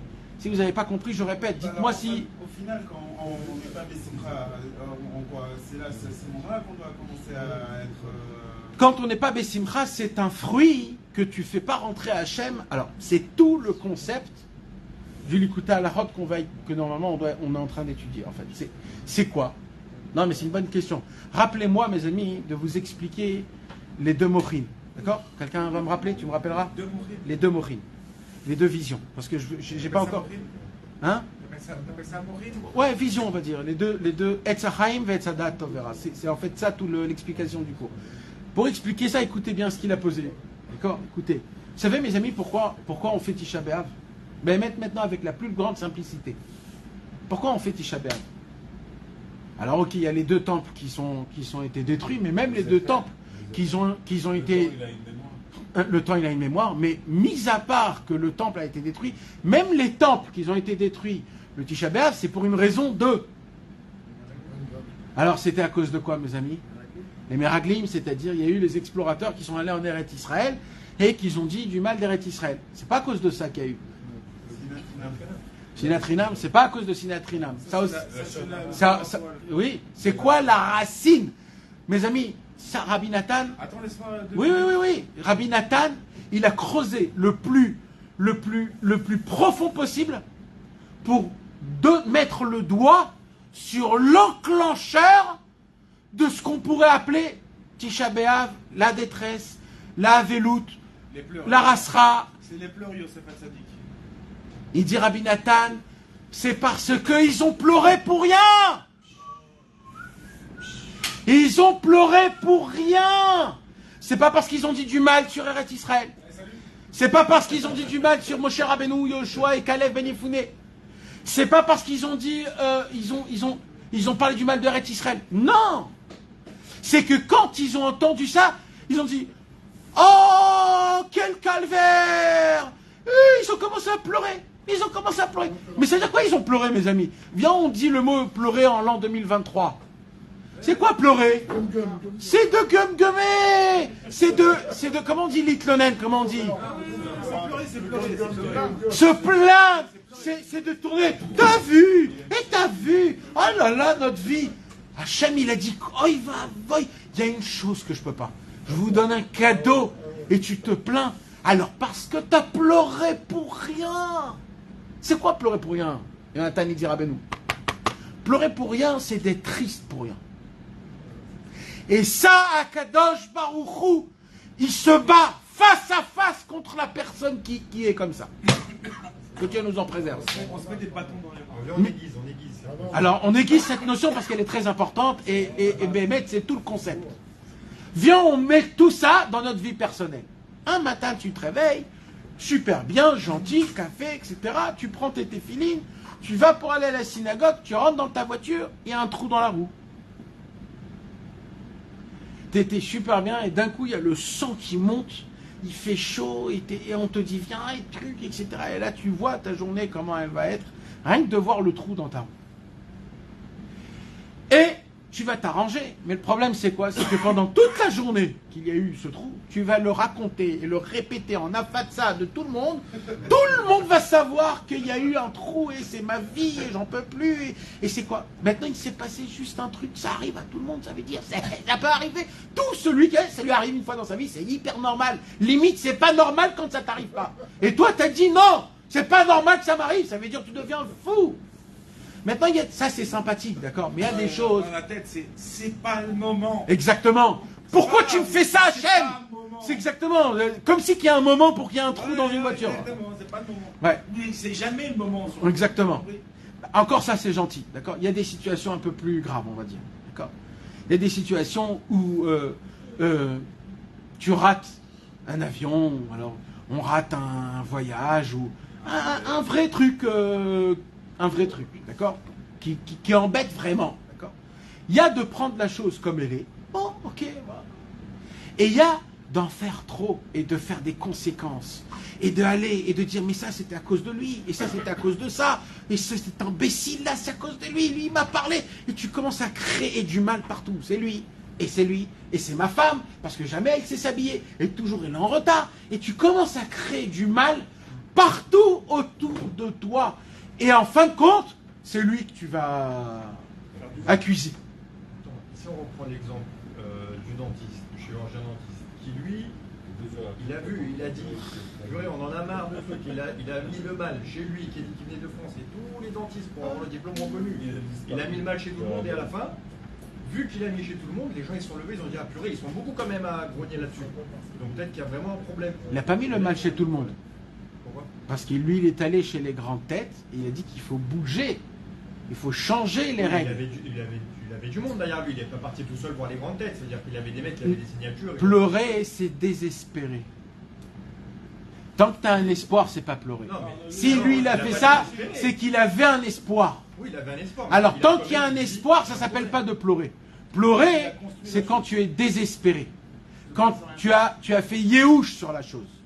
Eux, ils ont entendu Eretz Israël, ils ont entendu ce qui se passe, et ils ont dit, voilà, le seul terrain qu'on nous a donné, il y a des trucs géants, des personnes géantes, c'est foutu pour nous. Ah, ça, c'est carrément, alors, ils sont allés entre eux, et ils ont renforcé le désespoir. T'as entendu ce qui s'est passé? Tu sais, les trucs qu'on bouffe là-bas, c'est des trucs comme ça. Donc si c'est comme Des ça, gens. donc, C'est ils se renforçaient dans la... Tu sais, des fois, on s'assoit, sans faire exprès, mes amis, hein. Sans faire exprès, des fois, on s'assoit, quand c'est un peu dur en Eretz Israël, on s'assoit et on fait une chavruta comme en Eretz Israël elle est mauvaise. Que Dieu nous pardonne 1000 fois. Et qu'il nous pardonne tous les juifs qui ont fait ça. On ne le fait pas exprès, mais on le fait. pas Eretz Israël, Eretz Israël, la bureaucratie. C'est aussi un petit peu, on sans rentrer dans le, on va dire que c'est aussi un petit peu. Par exemple, on dit, mais qu'est-ce que c'est devenu cher ici? Non, mais c'est différent, ça, le problème. Oui, mais c'est quand même Eretz Israël. C'est quand même Eretz Israël. On parle d'un autre problème. Non, Les non. gens qui sont là et qui... Mais c'est quand même Eretz Ça Israël. veut dire que la vie, elle est Quand même. chère en Israël. c'est- Pas à 100%, mais quand même. Pas à 100%, donc ça veut dire qu'il faut quand même un petit peu... Non, mais vaut mieux pas dire du mal, Ça revient même si c'est à pas dire pareil. Ça empêche des gens à venir d'Eretz Israël. Oui, Ça fait oui, pas oui. chier il y a écrit comme ça dans les Koutei Sot. À Icar, l'essentiel de toutes les épreuves qu'on a pour monter en Eretz Israël, d'accord, ça vient de la Shona sur Eretz Israël. C'est une base. Oui, ce que j'ai dit. Il faut faire attention. Est-ce que dire la vie, elle est chère Quand en ta Israël, vie- c'est dire du mal sur Quand Israël? t'habites ici. La vie, elle est chère en Et la vie, Israël. elle est trop chère. Regarde, Ça, c'est pas un problème de la terre d'Israël, ça. Oui. C'est pas la terre d'Israël, c'est le fonctionnement de l'économie. Oui, mais le problème dans ça, la phrase, elle n'est pas problématique. Mais ce que ça engendre, il y a un problème. C'est que ça éloigne les gens de venir en Israël. Donc il y a un problème, on fait la même chose. Alors en fait, en vérité, c'est pas exact. Ça veut dire, c'est partout cher. C'est partout cher. Ça veut dire, sauf en Afrique, c'est partout cher. Ça veut dire en vérité, c'est pas que. C'est vrai qu'on a des. C'est relatif en vérité. On va dire, vaut mieux. C'est Rami Lévi qui te les vend, les concombres, la terre d'Israël. Mes amis, c'est pas ça important, c'est pas ça important. En tout cas, de dire du mal, quoi qu'il se passe, si ça engendre que quelqu'un à cause de ça ne viendra pas habiter en Eretz Israël, il y a un problème. De toute façon, il n'a pas besoin de ça pour voir. Oui, mais toi, tu veux faire partie de ça. Ne fais pas partie d'un enclenchement de choisir est-ce que je vais habiter en Eretz Israël ou pas en fonction d'une parole que tu vas sortir toi-même. Fais en sorte d'amener le maximum possible de personnes en Eretz Israël et de ne pas parler contre nous. Oui, mais il n'y a pas nous, pas nous. C'est un truc de vie. C'est un choix de vie. Nous, on est obligé quand même, excusez-moi si on s'attarde un peu là-dessus, je ne veux pas faire attarder tout le monde, mais c'est-à-dire qu'il y a deux choses différentes. Mais c'est deux choses totalement différentes. Pour moi, j'arrive pas à comprendre comment l'une c'est l'autre. C'est-à-dire qu'on a des problèmes. J'ai pas dit que l'une c'est l'autre. J'ai dit que l'engendrement est pareil. Par exemple, si tu dis viens en Israël, mais qu'en même temps tu dis pas que les prix de l'immobilier. Et tu sais que la personne, elle n'a pas les moyens de s'acheter un 5 pièces. Et la personne, elle a des moyens très modestes, et tu dis viens en Israël, et toi derrière, tu sais qu'un 5 pièces, ça vaut, disons, 5 millions de shekels, et lui, il a à peine 1 million. Je comprends parfaitement ce que tu es en train de dire. C'est pas décourager la personne. C'est une sorte de réalité. Oui, voilà, c'est dire voilà, il y a une réalité. Alexis, laisse-moi te dire quelque chose de très important. Les Dafka dans Eretz Israël. En Eretz Israël, rien est naturel. Sache-le. C'est dur à le savoir. C'est dur à le concevoir. C'est dur à le voir. C'est très dur. C'est très dur. Mais sache une chose. Tout ce qui nous arrive en Eretz Israël, limite, c'est hors norme. C'est hors norme, même si on regarde en fin de compte le bulletin, combien j'ai gagné, qu'est-ce que j'ai pu faire, combien j'ai pu acheter, qu'est-ce que j'ai pu acheter. Je peux acheter une maison, je ne peux pas acheter une maison. Écoute, quand tu regardes de plus proche, il y a certaines personnes qui habitent en Eretz Israël, qui n'ont jamais gagné un salaire de plus de 10 000 shekels, qui réussissent à avoir une maison, à marier des enfants, et à acheter leur maison. Des Haredim, des braques. Maintenant, tu leur dis, mais comment mais moi, je ne vais pas me... Mais on ne peut pas expliquer. Moi, pendant 6 ans, je n'ai pas travaillé, ni moi, ni ma femme, et j'ai quand même payé mon loyer. Dis-moi comment. Mais mec, je ne sais pas te dire. Alors, et je suis sûr que toi aussi, tu étais dans des situations pareilles. Et chacun, nous tous, on est dans des situations que ce n'est pas pareil. Ça veut dire... Est-ce qu'on peut venir en Israël en comptant sur des miracles? Ouais. Oui. Ouais. Mais pas parfaitement. Ça veut dire en comptant pas un miracle, mais ça veut dire en restant normal, mais pas en faisant des comptes. Parce qu'aujourd'hui, on appelle ça un miracle. Moi, j'appelle pas ça un miracle. Quand un homme, il a de quoi vivre ce mois-ci, alors après de penser plus que ça, c'est un problème. Vis du jour en jour. En Eretz Israël, ça t'apprend de vivre au jour le jour. Le jour, ça veut dire, pas exactement le jour, mais ça veut dire, voilà, de moins en moins, ou je sais pas, ça veut dire, mais c'est pas comme en France où il y a t'as chez toi à la maison un cahier, tous les rentrées, tous les sorties, un budget, il nous reste ça, je peux investir. En Eretz Israël, c'est pas comme ça. C'est pas comme ça. Oui, mais si eux deux qui sont en roule et qui veulent venir et qui se disent ah, mais il y a des mecs quand même qui sont là-bas qui se battent pour les problèmes quand même. Comme le monsieur, encore une fois, pour prendre l'exemple du diplôme, il y a lui qui se bat pour le diplôme. Donc à la fin, on va régler notre problème, donc on va pouvoir y aller. Mais s'ils voient là maintenant qu'il y a des problèmes et que personne les règle, et que tout le monde dit allez, c'est la fête, on est bien, ils vont dire même là, ils vont faire rien, ou ils vont dire allez, les gars, parce que exactement, fumer de la tête là-bas, donc nous, on va pas y aller. Par rapport à ce docteur, moi j'avais vu sur Facebook des réactions, des gens qui disaient ah, mais il arrive en Israël, il se plaint. Il devrait s'intégrer autrement en Israël, il n'accepte pas la réalité en Israël, etc. Et en fait, il y avait des lobbies qui l'empêchaient d'exercer son métier. Et il n'était pas en train de critiquer Israël, au contraire, il voulait faire avancer Israël. Ouais, on parle pas du tout de ce cas-là, c'est même pas ça du tout. Mais en tout cas, mes amis, là, on est en train d'aller complètement dans un autre côté, là. On parle des dentistes quand on est à Tisha B'Av. Non, mais la base, La base. c'était de prier, d'une autre manière. Voilà. Et après, et de surtout pas rentrer dans un inyan de parler mal d'Eretz Israël, parce qu'on peut même riper. Ici, c'est Eretz Israël. Voilà, sans rentrer dans la question, c'est quoi Eretz Israël, etc. On ne va pas rentrer dans ça. En tout cas, en général, on va dire en généralité, mes amis, tout le Inyan, c'est quoi? Ce qu'on était en train de parler, c'est le problème qu'ils ont pleuré gratuitement. Il n'y a pas plus grave pour Hachem quand tu pleures gratuitement sur quelque chose qui t'arrive dans ta vie. Voilà. Il n'y a pas plus grave. C'est comme si tu dis à Hachem, je ne crois pas que tout est par la providence, je ne crois pas que c'est toi qui as fait ça, je crois dans l'injustice, je crois qu'il y a des problèmes, et je sais plus où tu es, et moi ce qui m'arrive, c'est pas normal, et il pleure, comme si il n'y a rien de tout ça, comme si le monde tourne sur rien. Un enfant, toi tu le perds, tu lui fais une journée de rêve, ça arrive souvent, rapidement. Tu lui prépares ça, tu te quittes, il arrive là-bas, il pleure. Eh oui, l'ingratitude. Exactement. Baba, mon fils, Tu lui achètes une glace, tu lui achètes le cadeau. Voilà, et en fin de compte, il pleure parce que tu lui baisses pas la fenêtre. Il prend une bêtise, t'as envie de le tuer. Nahon. Eh ben, imagine à quel âge Eh oui, non mais c'est... Non mais comprends Didier. Comprends que Hachem, il n'a pas dit je vais vous punir. Oui, en plus. Il a dit tous les problèmes jusqu'à la fin du temps sera à cause de ça. Ça veut dire, le premier temple a été détruit parce que vous avez pleuré gratuitement. Le deuxième temple parce que vous avez gratuitement. L'Inquisition en Espagne que vous avez été, comment ça s'appelle le Guirouj Sfarad là, déporté en Espagne. Déportation en Portugal. La Shoah, Gush Katif, les pogroms dans partout. Tout ça pour une seule chose. Vous pleurez pour rien. Il n'y a pas plus grave que ça.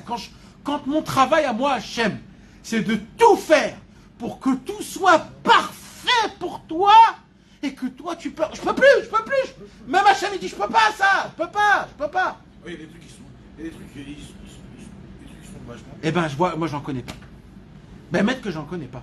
Mais c'est un peu dans l'essence même des Hébreux qui étaient, des Bnei Israël qui étaient dans le désert, ils se plaignaient auprès de Moshe en disant voilà, on veut retourner en Égypte. Donc ça a toujours été dans l'histoire. Mais c'est pas pareil de pleurer. C'est vrai que c'était de la âme chéoref, une nuque qui est dure comme de la. Mais c'est pas encore pareil que de pleurer. Et ils ont été punis, parce qu'ils ont fait des. Mais c'est pas encore pareil. Ça, c'est vraiment un degré de. Comme si qu'on dit, on nous a eu. Dieu, il nous a eu. Ouais. Non, mais pas que ça. C'est revenu. Raftali, c'est je vois pas Dieu. À un moment donné, on est aveugle, comme tu as dit au début. Non, mais là, c'est pire. Là, c'est. Dieu m'a eu. Au début de la Torah, il te dit quoi? Il te dit qu'on est aveugle. On est aveugle et on ne sait pas, et il fait noir. Non, il n'y a pas de lumière et on est aveugle. Et quand dans Batzar et Raftali, c'est quoi? Si je vois pas Hachem, je vois pas Hachem. Qu'est-ce que je veux te dire? Ouais. Jusqu'à qu'on voie Hachem. C'est pas Stam, on est des enfants en truc. Ouais. On voit pas Hachem. On voit pas Hachem. Alors, et notre travail, c'est de trouver Akadosh Baruch Hu. C'est à cause de ça qu'on pleure, tu comprends? Exactement. Non, c'est pas à cause de ça qu'on pleure, c'est à cause de ça qu'on tombe. Non, après c'est un enchaînement, parce que de pleurer, c'est pas vite fait, Moshe. Pleurer, ça prend du temps avant que tu pleures. Pleurer, c'est un. Tu sais ce que c'est de pleurer? C'est pas que tu pleures de mal. Comme tu as dit, Chassid Hashem, que tu nous en préserves, le matin, il y a un problème de voiture. D'accord? Tu pleures pas là? La première chose que tu viens, tu fais gum-gum. Tu gum-gum. Et tu sais pas que Dieu, il a fait une grande Torah. Et il t'a enlevé une dialyse ou un truc comme ça. T'as compris? Nous, on pense pas à ça. Nous, on est voilés. Nous, on est verts. Comme dans la Torah 76, on doit avoir les deux yeux qui viennent, c'est la répercussion de la chose, ainsi de suite. On n'arrive pas à avoir cette notion que nos deux yeux, c'est la lumière qui va vers. T'as compris? On vit comme des robots. On est attrapé par la fois aller vite, parce que l'autre, il va très vite. Et tu vois ton copain que lui, il va vite, il va au travail vite, et que ça va vite, et que toi, t'es en retard. Et dans ta tête, il vient, il te met des trucs. T'es aveugle d'Hachem, tu comprends? C'est pas autre chose que ça. On est aveugle d'Hachem, c'est le début de la Torah. C'est ça le pshat. On est aveugle d'Hachem. C'est ça. Et alors il dit Rabbi Nathan, Donc déjà, à Tisha B'Av, ça c'est très important de savoir. Pourquoi on va jeûner? Pourquoi on ne se lave pas? Pourquoi on ne change pas d'habit? C'est pourquoi? Pas parce que le temple a été détruit. Parce que tu as pleuré. Tu t'es lamenté. Comment on dit le mot Lamenter. Non mais je veux que ça soit plus fort encore. Je veux Grogner. grogner. Non, mais Grogner. Lamenter, c'est un très grand mot. Ouais, mais lamenter, des fois c'est Betzedek. Ça veut dire c'est. Il n'y a pas de CD. Il n'y a pas de Tzedek dans se lamenter? Pourquoi tu peux te lamenter de Bah quand t'as, je sais pas. Non, il n'y a pas Quand t'as de. une perte de ton père. Ouais, tu te lamentes quand même. C'est normal de se lamenter des fois, non? Grogner, c'est pour rien. C'est-à-dire grogner le mec. Grogner, c'est gratuit. Voilà, grogner, c'est le mot. Il n'y a pas de français. Grogner, c'est pas en français, grogner, Ah, c'est en tunisien. ah. Je croyais que c'était un mot en français. Non, en français, on dit grogner aussi. Ouais, alors, Ah, ok. Ouais. Alors, grogner x 10, on va dire. Grogner, un vrai grognement, un vrai. Comme un clébard. Eh ben, Mamash Hachem Itbarach, voilà. Ça, c'est la raison. Voilà. C'est ça. On nous dit tout le temps. Tu sais pourquoi il faut se lever Chatzot toutes les nuits? Il faut se lever Chatzot toutes les nuits. Pas parce que le temple a été détruit. C'est parce qu'on a grogné sur notre sort. Parce qu'on n'a pas reçu notre vie. Hein, on a voulu changer. On a voulu l'ivroire. On a voulu se sauver de notre réalité. Mais notre réalité, c'est notre réalité. Il faut faire face avec. Maintenant qu'on a compris ça, je vais vous expliquer comment arriver à ça. Le plus important. Et ça, c'est l'explication base de tout ce chiour-là. Je vais vous dire quelque chose qui va être dur à comprendre, mais comme je vous l'ai dit tout à l'heure, c'est une réalité. Voilà. Vous savez qu'au tout début de la Torah, il y a écrit que Adam HaKadosh Baruch Hu, il a créé le monde. Et quand il a créé le monde, il a créé le Gan Eden. Et il a créé un Gan Eden, un endroit parfait, parfait pour Adam HaRishon et pour la vie qui va mener à la fin de tout. Maintenant, dans ce jardin d'Éden, il y avait deux arbres. Deux arbres. Et un grand arbre, l'arbre de la vie, Akadosh Baruch Hu lui dit, voilà cet arbre-là, tu peux manger tout ce que tu veux, tant que tu veux, c'est de cet arbre que tu peux manger. Il dit par contre, il y a un autre arbre, c'est l'arbre de la connaissance. Cet arbre-là, vaut mieux pas que tu le manges. Pourquoi? Il lui dit. Il dit parce que le jour où tu le mangeras, c'est pas que tu mourras. C'est quoi la racine du mot que tu vas mourir? C'est pourquoi tu vas mourir? Il n'y a pas un poison dedans. Alors, pourquoi tu vas mourir? Tu vas pas pouvoir voir le dessin, quoi. Ça veut dire C'est que ça va te rentrer des problèmes dans ta connaissance qui vont te changer toute la vision, et à cause de ça, tu seras... Tu ne peux plus avoir d'existence. Tu pourras plus n'avoir d'existence. Matériel. Alors il fait juste attention, quand tu manges ce fruit, ça crée des problèmes dans le cerveau. Il est plus petit celui-là. Je sais pas. Tov, Adam HaRishon, il dit, moi je veux manger de l'arbre de la connaissance. Pourquoi? Parce que moi je veux servir Hachem dans la difficulté. Je veux lui prouver que même en mangeant cet arbre-là, eh ben je vais servir quand même Hachem, je vais l'aimer, je vais être à côté de lui, avec lui tout le temps. C'est marqué ça, avec la banane. Dans le Zohar HaKadosh, une certaine explication. Et ça s'appelle quoi, Moshe? Ça s'appelle des Chochmot. Ça s'appelle des Chochmot. C'est ça, des Chochmot. Il n'avait pas encore dit quoi. Oui, non. Peut-être qu'il avait. Bah non, parce que Librabit, il a mangé. Je sais pas exactement. Peut-être qu'il avait un truc qui... je sais pas comment ça. En tout cas, ça s'appelle des Chochmot. C'est comme ça que ça s'appelle. Je veux faire mieux que ce qu'on me l'a décrit. Voilà. Je veux faire ma touche à moi. Daï. Fais d'abord normal, après on verra. D'abord fais normal. Maintenant, mes amis, le Zohar HaKadosh, il décrit qu'est-ce que c'est le Etz HaChaim, qu'est-ce que c'est le Etz HaDaat Tov Vera. Alors là, ouvrez bien les oreilles, parce que c'est très dur à comprendre, parce que là, on va parler de quelque chose qu'on appelle la disquette dans le cerveau pour la comprendre.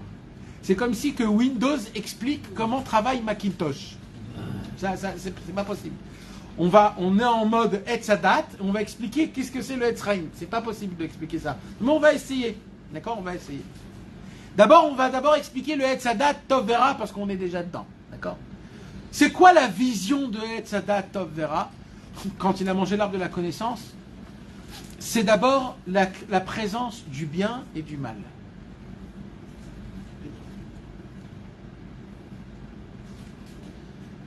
savez combien de conséquences il y a quand je dis le bien et le mal? Ça devient fou.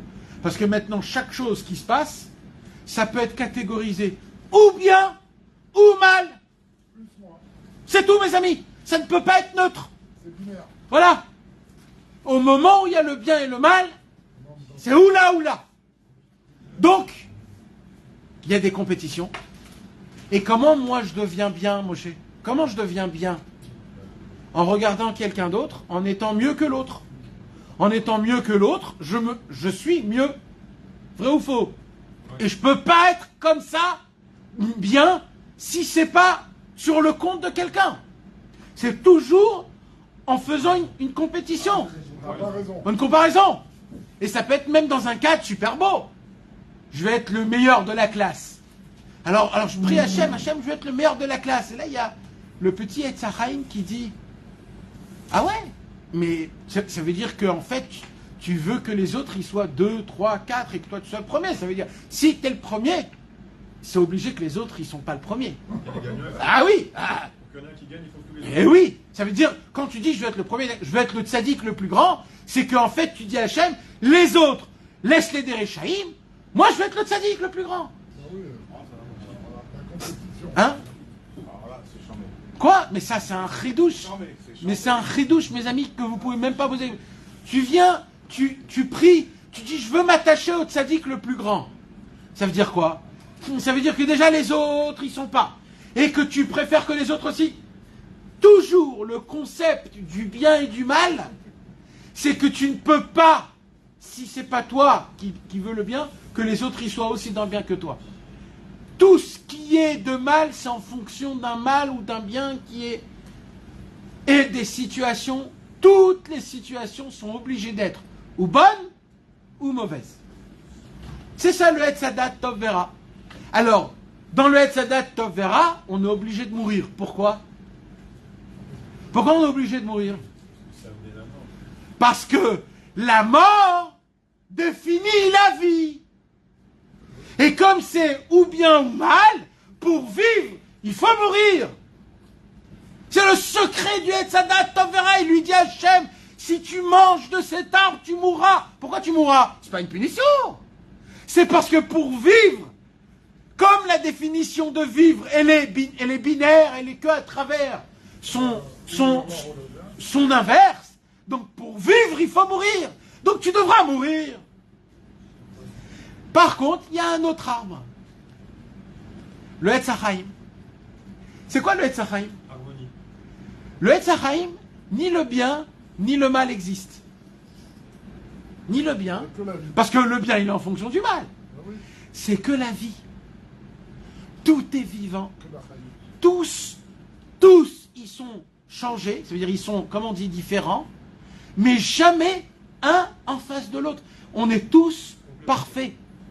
Tout ce qu'on fait, c'est parfait. Tout ce qui se passe, il faut que ça se passe. Il n'y a rien qui est en plus, il n'y a rien qui est...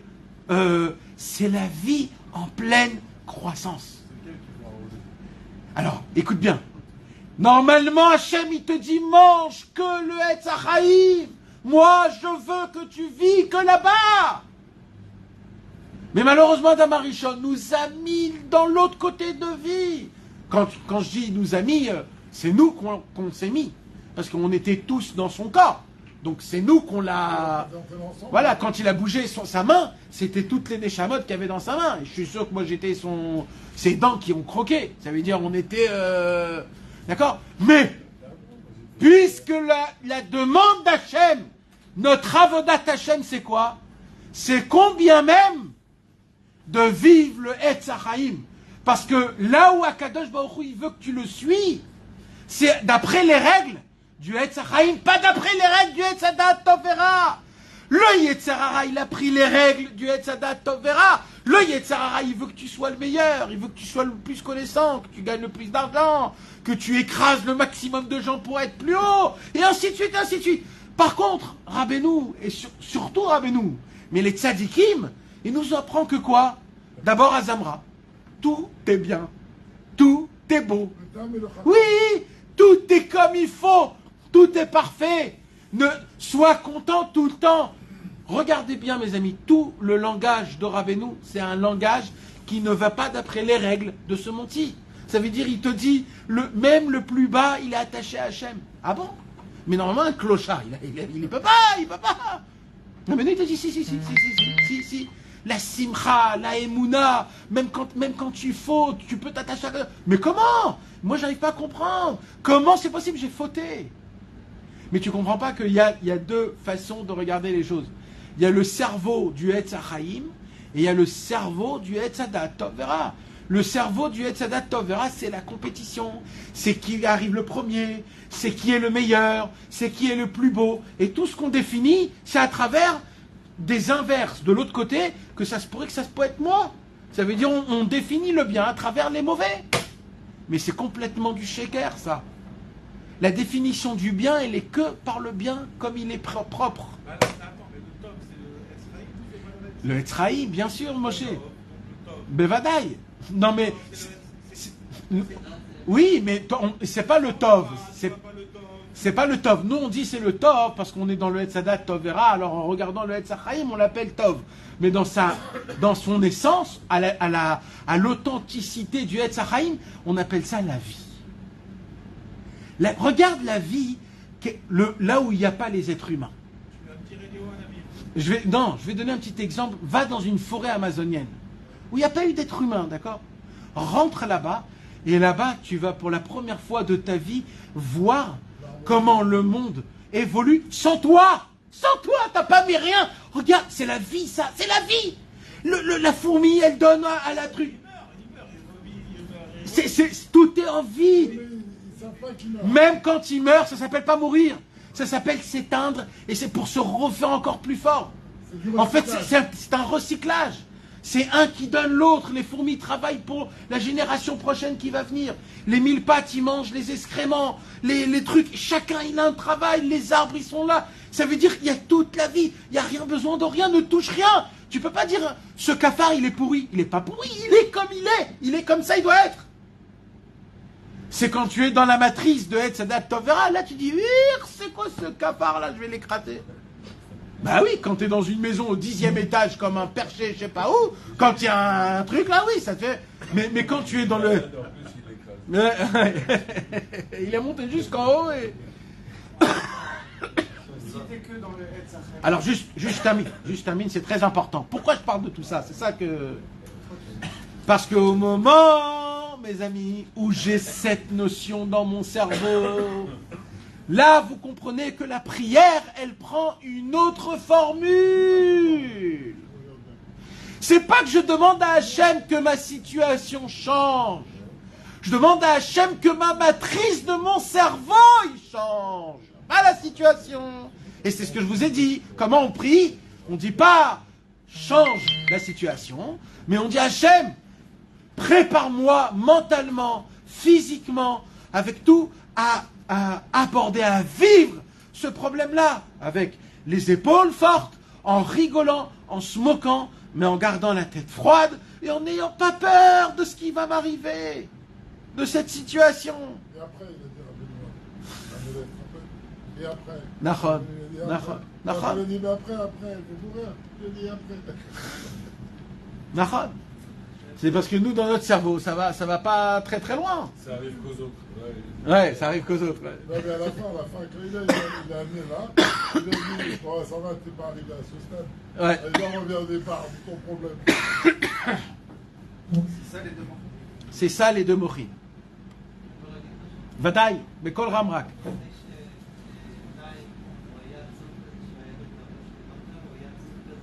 Ken? Ken? Ken?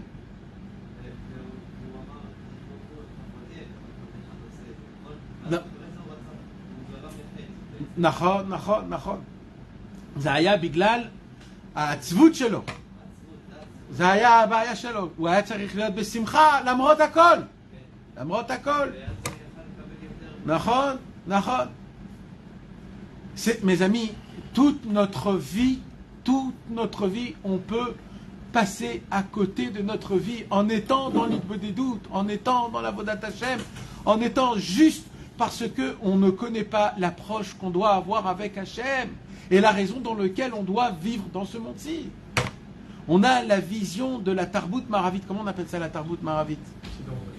La culture occidentale. La culture occidentale qui veut dire... non, vacances. En grandes lettres. Les vacances. Tout le temps être en vacances. Tout le temps kiffer. Où est le kiff? Aujourd'hui, les gens ils disent, tu sais, moi j'ai fait Tikkun HaKlali et j'ai rien vu qui a changé. Mais mon frère, mais tu crois quoi? Tu fais Tikkun HaKlali pour que ça change. Mais on veut rien qui change, nous. On veut nous changer. C'est nous qu'on doit changer à la situation, c'est pas la situation. En fait, c'est les situations qui ont été faites pour que je puisse changer, pour que je puisse m'améliorer, être un homme, avancer, découvrir, grandir, mourir comme il le faut, comme un vrai patron, comme un homme qu'on pourra dire sur lui, cet homme-là a vécu sa vie. Comme Avraham Avinu, Avraham Bayamim, Vachem Berach et Avraham Bakol. Et c'est ça, mes amis, tout le concept de Tisha B'Av et des 3 semaines. C'est ce point qu'on répare, ce point que on veut toujours changer la notion, mais on ne comprend pas que tant que nous, on ne changera pas, il y aura un premier destruction, un deuxième. Mes amis, pour qu'il y ait une deuxième destruction du temple, le même jour, les mêmes années, il faut être aveugle pour ne pas voir tout ça quand même. Mais vraiment, parce que Béhémet, c'est pas normal que ça peut arriver. C'est vraiment... Non mais la question n'est pas là, la question c'est que nous on n'est pas barbus ni rien, mais que tous les barbus ils savent qu'ils n'ont pas dit ça, c'est un problème aussi. Ouais, non, parce que écoute, ça tu poses une question, Hachem Yitbarach, je sais pas, ça veut dire à Kadosh Baruch Hu, il ouvre les mochines et ça descend. Oui, ça prend du temps jusqu'à que ça descend. Et tu veux que je te dise quelque chose? Ça se peut. Quand j'ai dit ça. Non, mais ça veut dire ça se peut que. Ça se trouve c'était écrit qu'on n'a même pas été voir. Écoute, ça se peut que c'est tellement puissant qu'à l'époque, on ne pouvait pas entendre ça. Parce qu'à l'époque, les problèmes, ils n'étaient pas comme les problèmes d'aujourd'hui. À l'époque, les problèmes que Dieu nous envoyait, les pogroms, c'était de la catastrophe. Et là-bas, tu ne peux pas dire cette phrase-là. Non, mais que celui qui ne mangeait pas, il ne mangeait pas vraiment. Et voilà. Alors aujourd'hui, on va dire... Il n'avait pas d'eau, il n'avait pas d'eau. Et quand il y avait des maladies, c'était très grave. Ça veut dire, c'était contaminé. Maintenant, on n'est plus dans un monde pareil. Alors Hachem, il peut nous dévoiler des petits secrets, parce que les souffrances ne seront plus comme à l'époque. Aujourd'hui, notre souffrance, c'est quand j'ai plus d'internet. Voilà, t'as 3 heures, t'as plus d'internet, tu peux péter un câble, tu vas maudire tout le monde, tu vas... Ouais, mais comment... Voilà, et ça, le mec, il peut pleurer parce qu'il n'a pas internet, ça fait 2 jours. T'imagines 2 jours, t'as pas d'internet dans toute la maison, il pique une crise, j'en peux plus, je sais plus comment, il est angoissé, le monsieur. À l'époque, c'était des pogroms de 1000 personnes, de 4000 personnes, et voilà, aujourd'hui, en nous faisant juste ça, ça nous fait ce même... Alors Abedou, il vient, il me dit, écoutez les gars, je vais vous dévoiler un petit secret qu'à l'époque, on ne pouvait pas. Mais pour vous, maintenant que ce monde est un peu plus facile que là-dedans, sachez une chose, mes amis, les problèmes ne sont pas là pour que nous, on les arrange. Arranger un problème, c'est de changer soi-même. C'est que le problème, médique-moi, comme un coaching qui est en train de préparer un boxeur. C'est comme ça que ça fonctionne. Maintenant, c'est pas toujours avec des coups. Ne croyez pas. Moi, je dis des coups parce que c'est le langage. Mais c'est pas toujours avec des coups. Des fois, ça peut être pas des coups. C'est-à-dire, des fois, ça peut être toute une vie que des choses qui t'embêtent. Non, parce que des fois, c'est pas des coups. Non. Ouais, mais il faut quand même faire une différence entre des vrais coups, Moshe, et des choses qui t'embêtent. Parce que des vrais coups, c'est des vrais coups. Des fois, c'est compliqué. Et des fois, c'est juste des choses bêtes. Par exemple, ta fille ou ton fils a pris un autre chemin dans ta vie. Maintenant, c'est pas grave, mais ça te ronge le cerveau. Oui. Ça dépend comment tu vas attraper la chose. Non, mais ça veut dire même ça, on peut quand même s'en remettre en fin de compte. C'est-à-dire même mentalement. Parce que je suis en train de dire, il y a des choses qui sont extrêmement traumatisantes ou ainsi de suite. Si tu ne le prends pas de la manière où Rabbi Nachman il nous amène à la chose, alors on peut même être le problème avec la Hachem Yitbarach. On peut être un mec avec la barbe, habillé en noir et blanc, faire la Torah et tout, et pas servir Hachem dans ce monde-là. Ouais, c'est possible, les gambrés. Pour les gens d'avant, ça veut dire aujourd'hui, c'est la Géoula pour eux. Ah mais Vadaï, mais quoi? Mais emmène-toi quelqu'un ici. Il voyage d'un endroit en endroit, en voiture, en avion. Non mais ça y est, c'est ça la Géoula. C'est la Géoula. Nous on est là, on se dit c'est quand la Géoula? Mais oh Tu veux quoi exactement? Tu veux qu'il te pousse des quoi? Ah, mais il y a Chachamim, il disait qu'il voulait pas être à notre place. Oui. Oui. Non, par contre, si tu fais un petit Ça dépend de ta effort- vision, comment elle est. Attends, Ça dépend comment la vision elle est. Il parlait dans la vision, à Torah Dibra Bilachon de Adam, mais Rabbeinu il t'amène dans une vision où elle est au-dessus de tout. Ah, la Torah, se dire ça. Rabbi Nathan il a dit mon Mashiach est déjà venu. Comment tu expliques ça? il a eu. Comment? Rabbi Israël Cordonneur, Rabbi Israël Ber, il a dit sur Rabbi Israël Cordonneur, il a dit vous voulez voir comment on va ressembler quand Mashiach viendra? Voilà, regardez-le. Rabbeinu a créé des personnes, il a fait en sorte qu'il y a des personnes que eux, ils ont reçu leur Mashiach. Et c'est pas une façon de dire, c'est une réalité. Une réalité, ça veut dire qu'il était Bessimcha.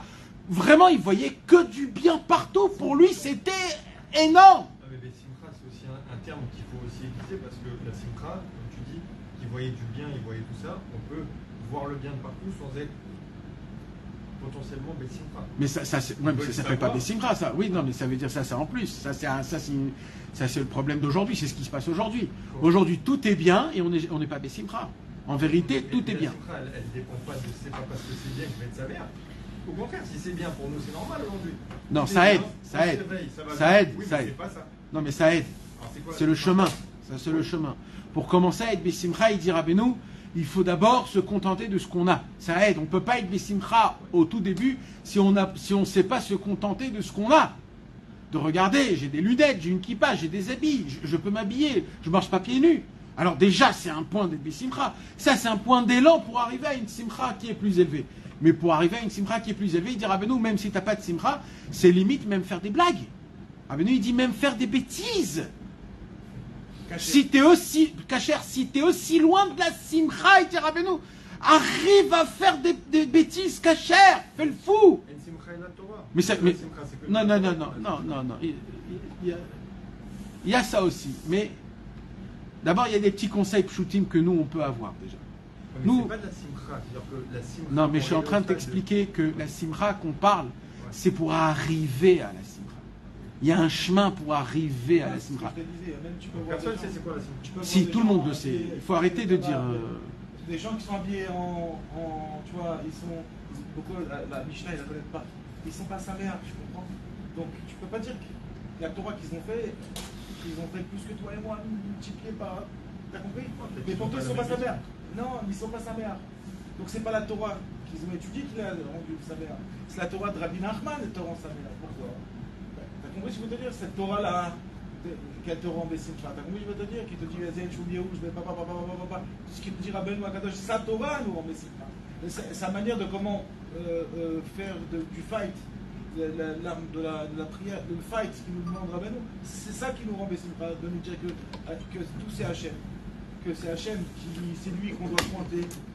Et c'est pas, on doit pas. Un truc, c'est que pour que notre caractère, on travaille nos bidotes, que notre caractère, il va arriver à ne plus avoir peur, à traverser toutes les épreuves. Et c'est ce qu'il veut Hachem Yitbarach. Ouais, c'est peut-être pas ça spécialement qui va nous donner la Simcha. La Simcha, il doit avoir quelque chose un mec Déjà, qui il faut se la- réveille le matin, il faut la il est définisse, content déjà. jusqu'au soir, mais il est content vraiment. Non, mais Il doit avoir un truc. Non, c'est mais pas Rabbi le- Nachman, il te dit quoi?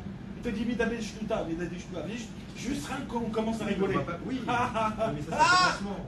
Oui, mais après t'arrives toute ta journée, parce que ce sera mitzvah, d'accord? Tu vas être Bessimcha, tu vas te forcer, et ben Dieu va te donner encore une autre, et encore une autre, et encore une autre, et encore une autre. Il dit Rabbi Nachman dans Sikotam, c'est comme un monsieur, il va se mettre en colère avec son fils. Quand il se met en colère, il va faire semblant, il va se mettre, maman, il va se mettre en colère. Il dit, fais la même chose, irrite la simcha. Tu dois l'irriter, tu comprends? Il y a toujours un commencement, il t'a donné une clé, il a donné une clé à Binachman. Maman, qui t'amène à ça. Après, on n'est pas encore dans le poil de l'enfantement et tout, on est dans le commencement. Donc il y a un commencement. Et même t'arrives pas, tu recommences. Nous, on n'est que dans des commencements, tu peux comprendre? Parce que c'est lui qui travaille. Rabbi Nachman, lui, il travaille. Lui, il rigole pas, Rabbi Nachman. Lui, il sourit pas. C'est lui qui dit, lui il sourit pas Birlal. Rabbi Nathan il souriait. Tout le temps il souriait. Mais nous, on croit qu'on doit être Rabbi Nachman. Et c'est là où on tombe, nous. On croit qu'on doit faire des choses. Le tzadikim, eux, ils font. Nous, juste on commence. Et un jour, peut-être tu vas on va se réveiller comme Rabbi Israël Cardonneur, qu'on va boire du thé, ça va être un vin. Et comme le tam, d'accord? Mais on n'est pas encore là. Déjà, nous, Midadish tout à l'heure, Baruch Hashem, j'ai une Mercedes, Baruch Hashem, je suis Bessimcha, j'ai une Mercedes. Ou j'ai une maison, Toda Rabba Hashem, j'ai une maison. Déjà, t'as dit merci beaucoup, t'as compris. Déjà, à notre niveau, qu'on dise merci, qu'on soit sa mère. Pas qu'on gueule quand il y a un problème. Et chacun à son niveau. Et c'est comme ça qu'on y arrive. Et sa mère, ça veut dire ne pas être pas content. Ne pas être pas content, c'est ça ce que ça Ben veut oui, dire. on a dit ou plus même ou de- moins. de Plus ressentir ou moins, une le bien, joie. le mal, le bien, le Oui, mal. ressentir une joie. Pour essayer de voir comment c'est la joie, il faut essayer de voir dans ta vie à quel moment tu t'es senti super bien en toi-même. Des fois, des moments simples, hein, routines, mais c'est des moments où tu te dis comment je pourrais les avoir dans la Torah. Et forcément, des fois, on les a pas dans la Torah. Tu as une musique, par exemple, Roll. Elle te fait un kiff, tu t'envoles avec. Tu viens voir Hachem, tu dis Hachem, pourquoi ça me fait envoler? J'ai envie d'avoir la même chose avec, quand je lis un passou, quand je lis une Torah de Rabbeinu, j'ai envie d'avoir la même simra que quand j'entends la Tigbi, par exemple, ou n'importe quel truc. Pourquoi? Parce que cette musique-là, elle t'avait positionné dans un moment où tu as gardé cette trace de simra que tu as eue avec je ne sais pas quel moment. Mais en vrai, quand tu arrives à définir ton état de simra, tu t'aperçois que la grande simra, la réalité c'est quoi? C'est quand petit à petit, un juif, hein, je te parle, il voit que tout est en train de converger vers le Emet, que Akadosh Baruch Hu va être reconnu. Pourquoi on n'est pas bien des simra? Parce qu'en réalité, on voit que Hachem, il n'est pas reconnu, que le tzaddik encore, il n'est pas reconnu par le monde entier, il va être reconnu. Imagine ce moment, qu'on va se dire, mais alors on avait raison. Pour ça, tu vois, on avait raison, mais cette simra de dire, mais c'était ça, alors tu vois, on ne s'est pas planté, parce que nous, en fait, on croit toujours qu'on se plante, on a des doutes. Mais quand il n'y a plus de doute et qu'on va le voir, ça, bientôt, parce qu'Hachem, petit à petit, il nous montre des signes, la guerre en Ukraine, en Ukraine, le sang du mot, toute la journée, maintenant, c'est devenu Odessa, tous les mots qu'on a entendus depuis des années à Nathan, on les entend maintenant. Partout. Même moi, je suis à la folie, là. Toutes les villes qu'on lit dans les passages de Rabbeinu, on les entend sur la télé. Ouais, Dans Kherson, les informations. Tout. Odessa, Et les gens, ils en parlent toute la journée. là. Lemberg, les Bov. C'est pas hasard, ça. Alors on attend. Et après, il y a un autre truc qui n'est pas hasard. Parce que rien n'est autant hasard. Et à la finale, petit à petit, on a la petite simra. T'entends une info. Moi, des fois, je chante, j'entends une info, je dis waouh, la joie que ça m'a donné. Pourquoi? Parce que j'ai envie d'arriver à ce moment. Tout le monde, on a tous envie. Mais on y arrive. Donc cette joie-là, c'est pour ça que quand on arrive à se dire que l'histoire de l'arbre et tout ça, on doit le vivre maintenant, c'est d'un fond à fond, on ne doit plus avoir de doute, on doit dire ça y est, c'est bon. Et on lâche prise. Quand tu lâches prise, là tu vas ressentir de la grande simcha. Et cette simcha va donner envie de faire de la vodat Hashem, de prier, de dire, mais en fin de compte, c'est plus toi qui fais, tu fais juste un peu de ishtadlout, à cause beaucoup. J'ai envie, voilà. Je vais vous raconter une petite anecdote vite fait. J'avais un truc, un compte qui devait se débloquer, mais qui ne se débloquait pas. Ça fait 1 an, comme ça, en France, un truc un peu bizarre, que j'avais oublié, 17 ans. Et je prie à Kadosh Baruch Hu. Mais quand je prie, je dis, je sais que c'est pour mon bien, que ça ne se débloque pas. À chaque fois, il y a un truc, à chaque fois, ça revient, et tout ça. Mais donne-moi un petit coup de pouce, parce que ça me fera un peu rebondir. Et puis, grâce à ça, je vais pouvoir aller au mal, et puis je vais faire ça. Donc je fais ma plaidoirie, bon, comme tout le monde en essaie de faire, tu vois, pour faire. Et je reviens tous les jours et je m'aperçois que je parle que de ça avec Hachem. C'est devenu du matin au soir. Et je dis à chaque fois, je dis, excuse-moi, je vais trop parler de ça, je vais te saouler. Mais c'est la vérité Hachem, je ne vais pas me mentir, on ne va pas se leurrer. J'ai envie de te parler de ça encore une fois parce que vu que ça ne se développe pas, jusqu'au jour, bon, les mois ont passé, tout ça, les avocats qui voulaient me faire rendre service, les lettres recommandées, et, je me fais balader par la Brenne en France, et non, mais on ne sait pas, il y a un nantissement, mais c'est quoi le nantissement? On ne sait pas, et ça continue. À la fin, cette semaine, je rigolais, je dis à Hachem, bon, alors vas-y, fais-toi, je lâche, lis les lettres recommandées, ça y est, j'ai fait, je t'adoute beaucoup. Maintenant, je te laisse faire, on est à l'approche de Rosh Hashanah, j'ai besoin d'un peu de sous, débloque-moi ça, Hachem. Mais, à la rigolade, c'est-à-dire là, ça y est, j'ai vraiment... Et fais ce que tu as envie de faire. De toute façon, c'est toi, comme il a dit, c'est toi qui décides tout. Moi, je suis comme ça, je vois un truc, je sais pas comment, LinkedIn, vous connaissez le réseau social des professionnels. Je vois un truc de la Brenne, nouveau directeur général de la Banque Populaire. Il est nommé. Et il y a des commentaires, et tout le monde lui dit bravo, félicitations, félicitations. Et moi, qu'est-ce que je fais? Je fais un petit commentaire, pas le droit. C'est comme s'il y a une salle de réunion avec tous les patrons de la Brenne. et toi tu viens, tu prends le micro. T'as compris comme tout le monde. Mais là, tu peux le faire, parce que là-bas ils t'appellent la sécurité, les gens. Ah. Mais là, il n'y a pas de sécurité. Ouais. Alors moi j'ai mis mon petit message, excusez-moi, félicitations. Mais sachez que moi, ça fait 30 ans et là j'ai un problème, ça fait 10 mois qu'on me balade, monsieur le directeur général. Donc j'ai fait un grain de sel. Je reçois 2 heures après une invitation, c'est-à-dire il me dit, parle-moi plus dans les commentaires. Ah ouais. Parle-moi en direct, perso. en perso, en MP, t'as compris? Donc je lui dis, d'accord, je lui explique, et il ne me répond pas, mais j'envoie même un document, que tout ce que j'ai fait, tout ça. Il me répond, hein. Ma femme, mon ex-femme qui va dire ce que je veux. Allez. Elle vient me dire, je sais pas, il y a une autre femme qui m'a appelé de la Brenne, elle m'a dit, votre mari a fait un truc sur LinkedIn, voilà, moi je m'occupe de votre dossier. Bon, mais qu'il sort, en 3 jours, ça s'est débloqué l'affaire. Moi, maintenant, quand c'est arrivé cette histoire, tout de suite, pour l'échelle, ah, c'est pour ça que de beaucoup. Je me rappelle quand j'ai vu LinkedIn, je voulais pas le voir. Et j'ai tout relié, parce que j'ai un peu des mines, un peu.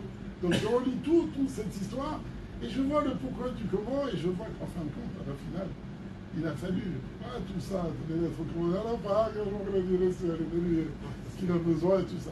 Donc on voit que la tefila, en vérité, c'est que tu acceptes, tu arrives, tu fais une plaidoirie comme un avocat, quand il fait une plaidoirie, l'avocat, il doit séduire. Et Hachem, il veut qu'on séduise, malgré qu'on est déjà dans... il connaît à côté de beaucoup tout ce qui va se passer. Mais il veut que... Et c'est vrai que depuis, alors c'est ça le problème, ce qu'il a dit tout à l'heure, Nathan, incroyable, c'est que quand c'est arrivé, moi, juste avant, je parle sans arrêt de ça, et je parle avec Hachem, et je vois qu'en vérité, ça doit, Hachem, il doit dire, attends, toute la journée, le mec, il est là. Voilà, le truc, il est dans le bus.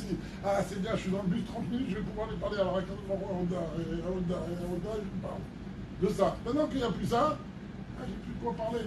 Parce que ça y est, ça s'est développé. T'es plus intense avec Hachem. Plus intense, ça va, j'ai un peu de recul devant moi, tu vois, donc je suis moi comme la race que j'avais avant. Voilà, là je suis en plus en Alors vacances. Là, je me leurre pas et je dis à tout le monde, tu vois, avant, tout le temps je te parlais, maintenant en vérité, comme grâce à Dieu tout va bien.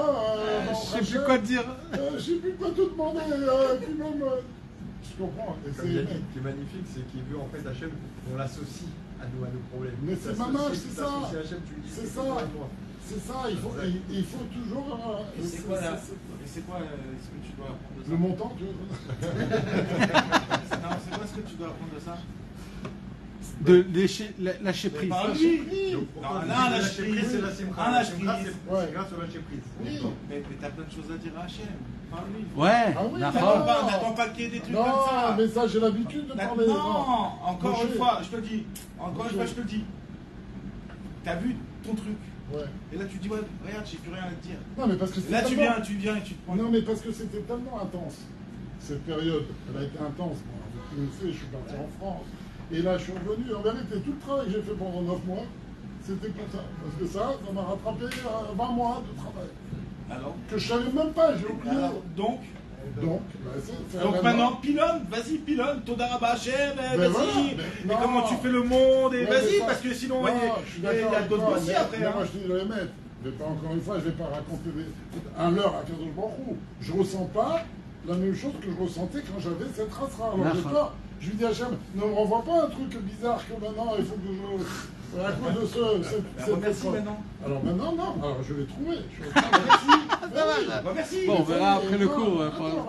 T'inquiète pas, je vais trouver Il un bon remercie petit en truc. même temps qu'il avait le problème, il remercie en même temps. Mais ça nous arrive tous les jours, seulement on ne le voit pas. Et le problème, c'est qu'on peut se dire, parce que même le SRA, il est venu dans ma tête, il m'a dit, tu vois quand même, ah, c'est pas, il y avait LinkedIn et l'autre, il a parlé, c'est pas tout à fait un miracle genre grand. Alors que Toute c'est la en journée, vérité, je suis avec ça- lui, il n'y en a pas un qui me dit bonjour. c'est un miracle de ouf, en vérité. Vraiment, mais même avec ma femme, là, je lui dis, mais quoi? Mais tu te rends compte ce qui s'est passé? En vrai. Un S. C'est un Esgadol, j'ai eu le directeur général, que celui-là, jamais je peux lui parler en rêve, ce mec-là. Et qui Hachem m'a mis dans ce truc. D'ailleurs, entre parenthèses, c'est un truc qui est extraordinaire, parce que je peux même parler à Macron comme ça. À tout le monde, ouais. C'est un truc de folie. Tu rentres dans les salles comme ça et tu parles.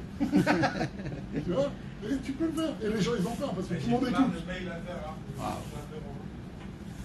c'est juste pour... Les Kitsur, mes amis, pour terminer notre cours en 2 mots, c'est que Rabbeinu, il veut mettre le doigt sur tout le Inyan de Tisha B'Av, dans la situation dans laquelle on a pleuré pour rien. Et Rabbeinu nous apprend aujourd'hui, si on ne veut pas que personnellement on a des Tisha B'Av dans notre vie, c'est d'abord en arrêtant tout de suite de pleurer pour rien. C'est quand je dis pour rien, ça veut dire pour des choses banales.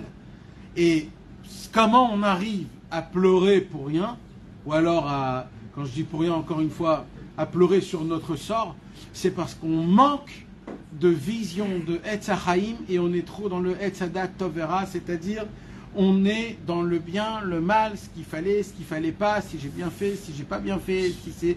Et on n'est pas dans le Etz HaChaim où tout est tov, tout est bien, tout il le faut.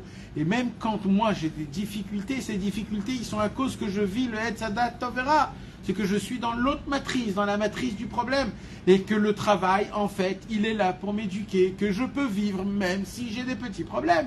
Même si j'ai un petit cool, même si j'ai ça, je peux continuer à manger, à dormir, aller aux toilettes. Même si tu n'as pas payé, tu peux, ta vie elle continue. Donc c'est juste toi. Donc en fait, il faut savoir essayer de se mettre. Et ça, comment on le fait? On le fait à travers la prière, mais la prière de la façon de comment on l'a expliqué, comme Rabbeinu nous l'a expliqué.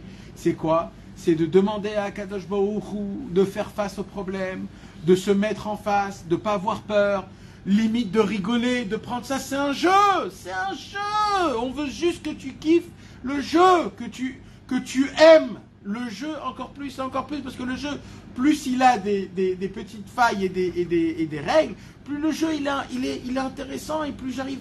Et tout le concept, c'est que je puisse être Bessimcha, rentrer dans ce monde-ci et s'en en sortir avec une vraie, parfaite vision totale et réelle, comme il le faut, Alpi Aemet Be'ezrat Hashem. Et ça, on fait Teshuvah à Tisha B'Av. Sur toutes les fois, mes amis, Tisha B'Av, c'est un jour de Teshuvah. Teshuvah sur toutes les fois qu'on a râlé, qu'on a grogné, qu'on n'était pas content de notre sort. Tu te maries avec une femme et tu dis, ouais, elle est naze en fin de compte, elle est bête, etc. Et tu achètes quelque chose, tu dis, ouais, c'est nul en fin de compte. Hachem te donne une maison, et en fin de compte, ouais, écoute, elle n'est pas super, hein, mais c'est tes choses là, mes amis, il faut arrêter de râler. Même que nous, les Français, on est des râleurs, il faut arrêter. Il faut commencer à s'éduquer de la manière de comment on vit. On vit d'une manière qui est hors norme, hors nature. C'est un état d'âme qu'il faut se mettre et réaliser. Tout est tov, tout est bien, tout est un et pas en fonction des autres. C'est la réalité d'Akadosh Baruch Hu. Monsieur Picasso, quand il a fait la Joconde, excusez-moi de vous dire, mais la Joconde, elle n'est pas belle. Hein. Elle n'est pas belle. C'est pas un tableau qui est beau. Hein. Excusez-moi. Si vous regardez vraiment, demandez à tout le monde, c'est pas beau, il n'est pas beau. Et tout le monde fait des éloges, et tout le monde dit que ça vaut des milliards et des milliards. Pourquoi? Parce que c'est le Etzadat Tovera, c'est en fonction de quelque chose. Tout est beau, tout est bien, tout est un, tout est comme il faut.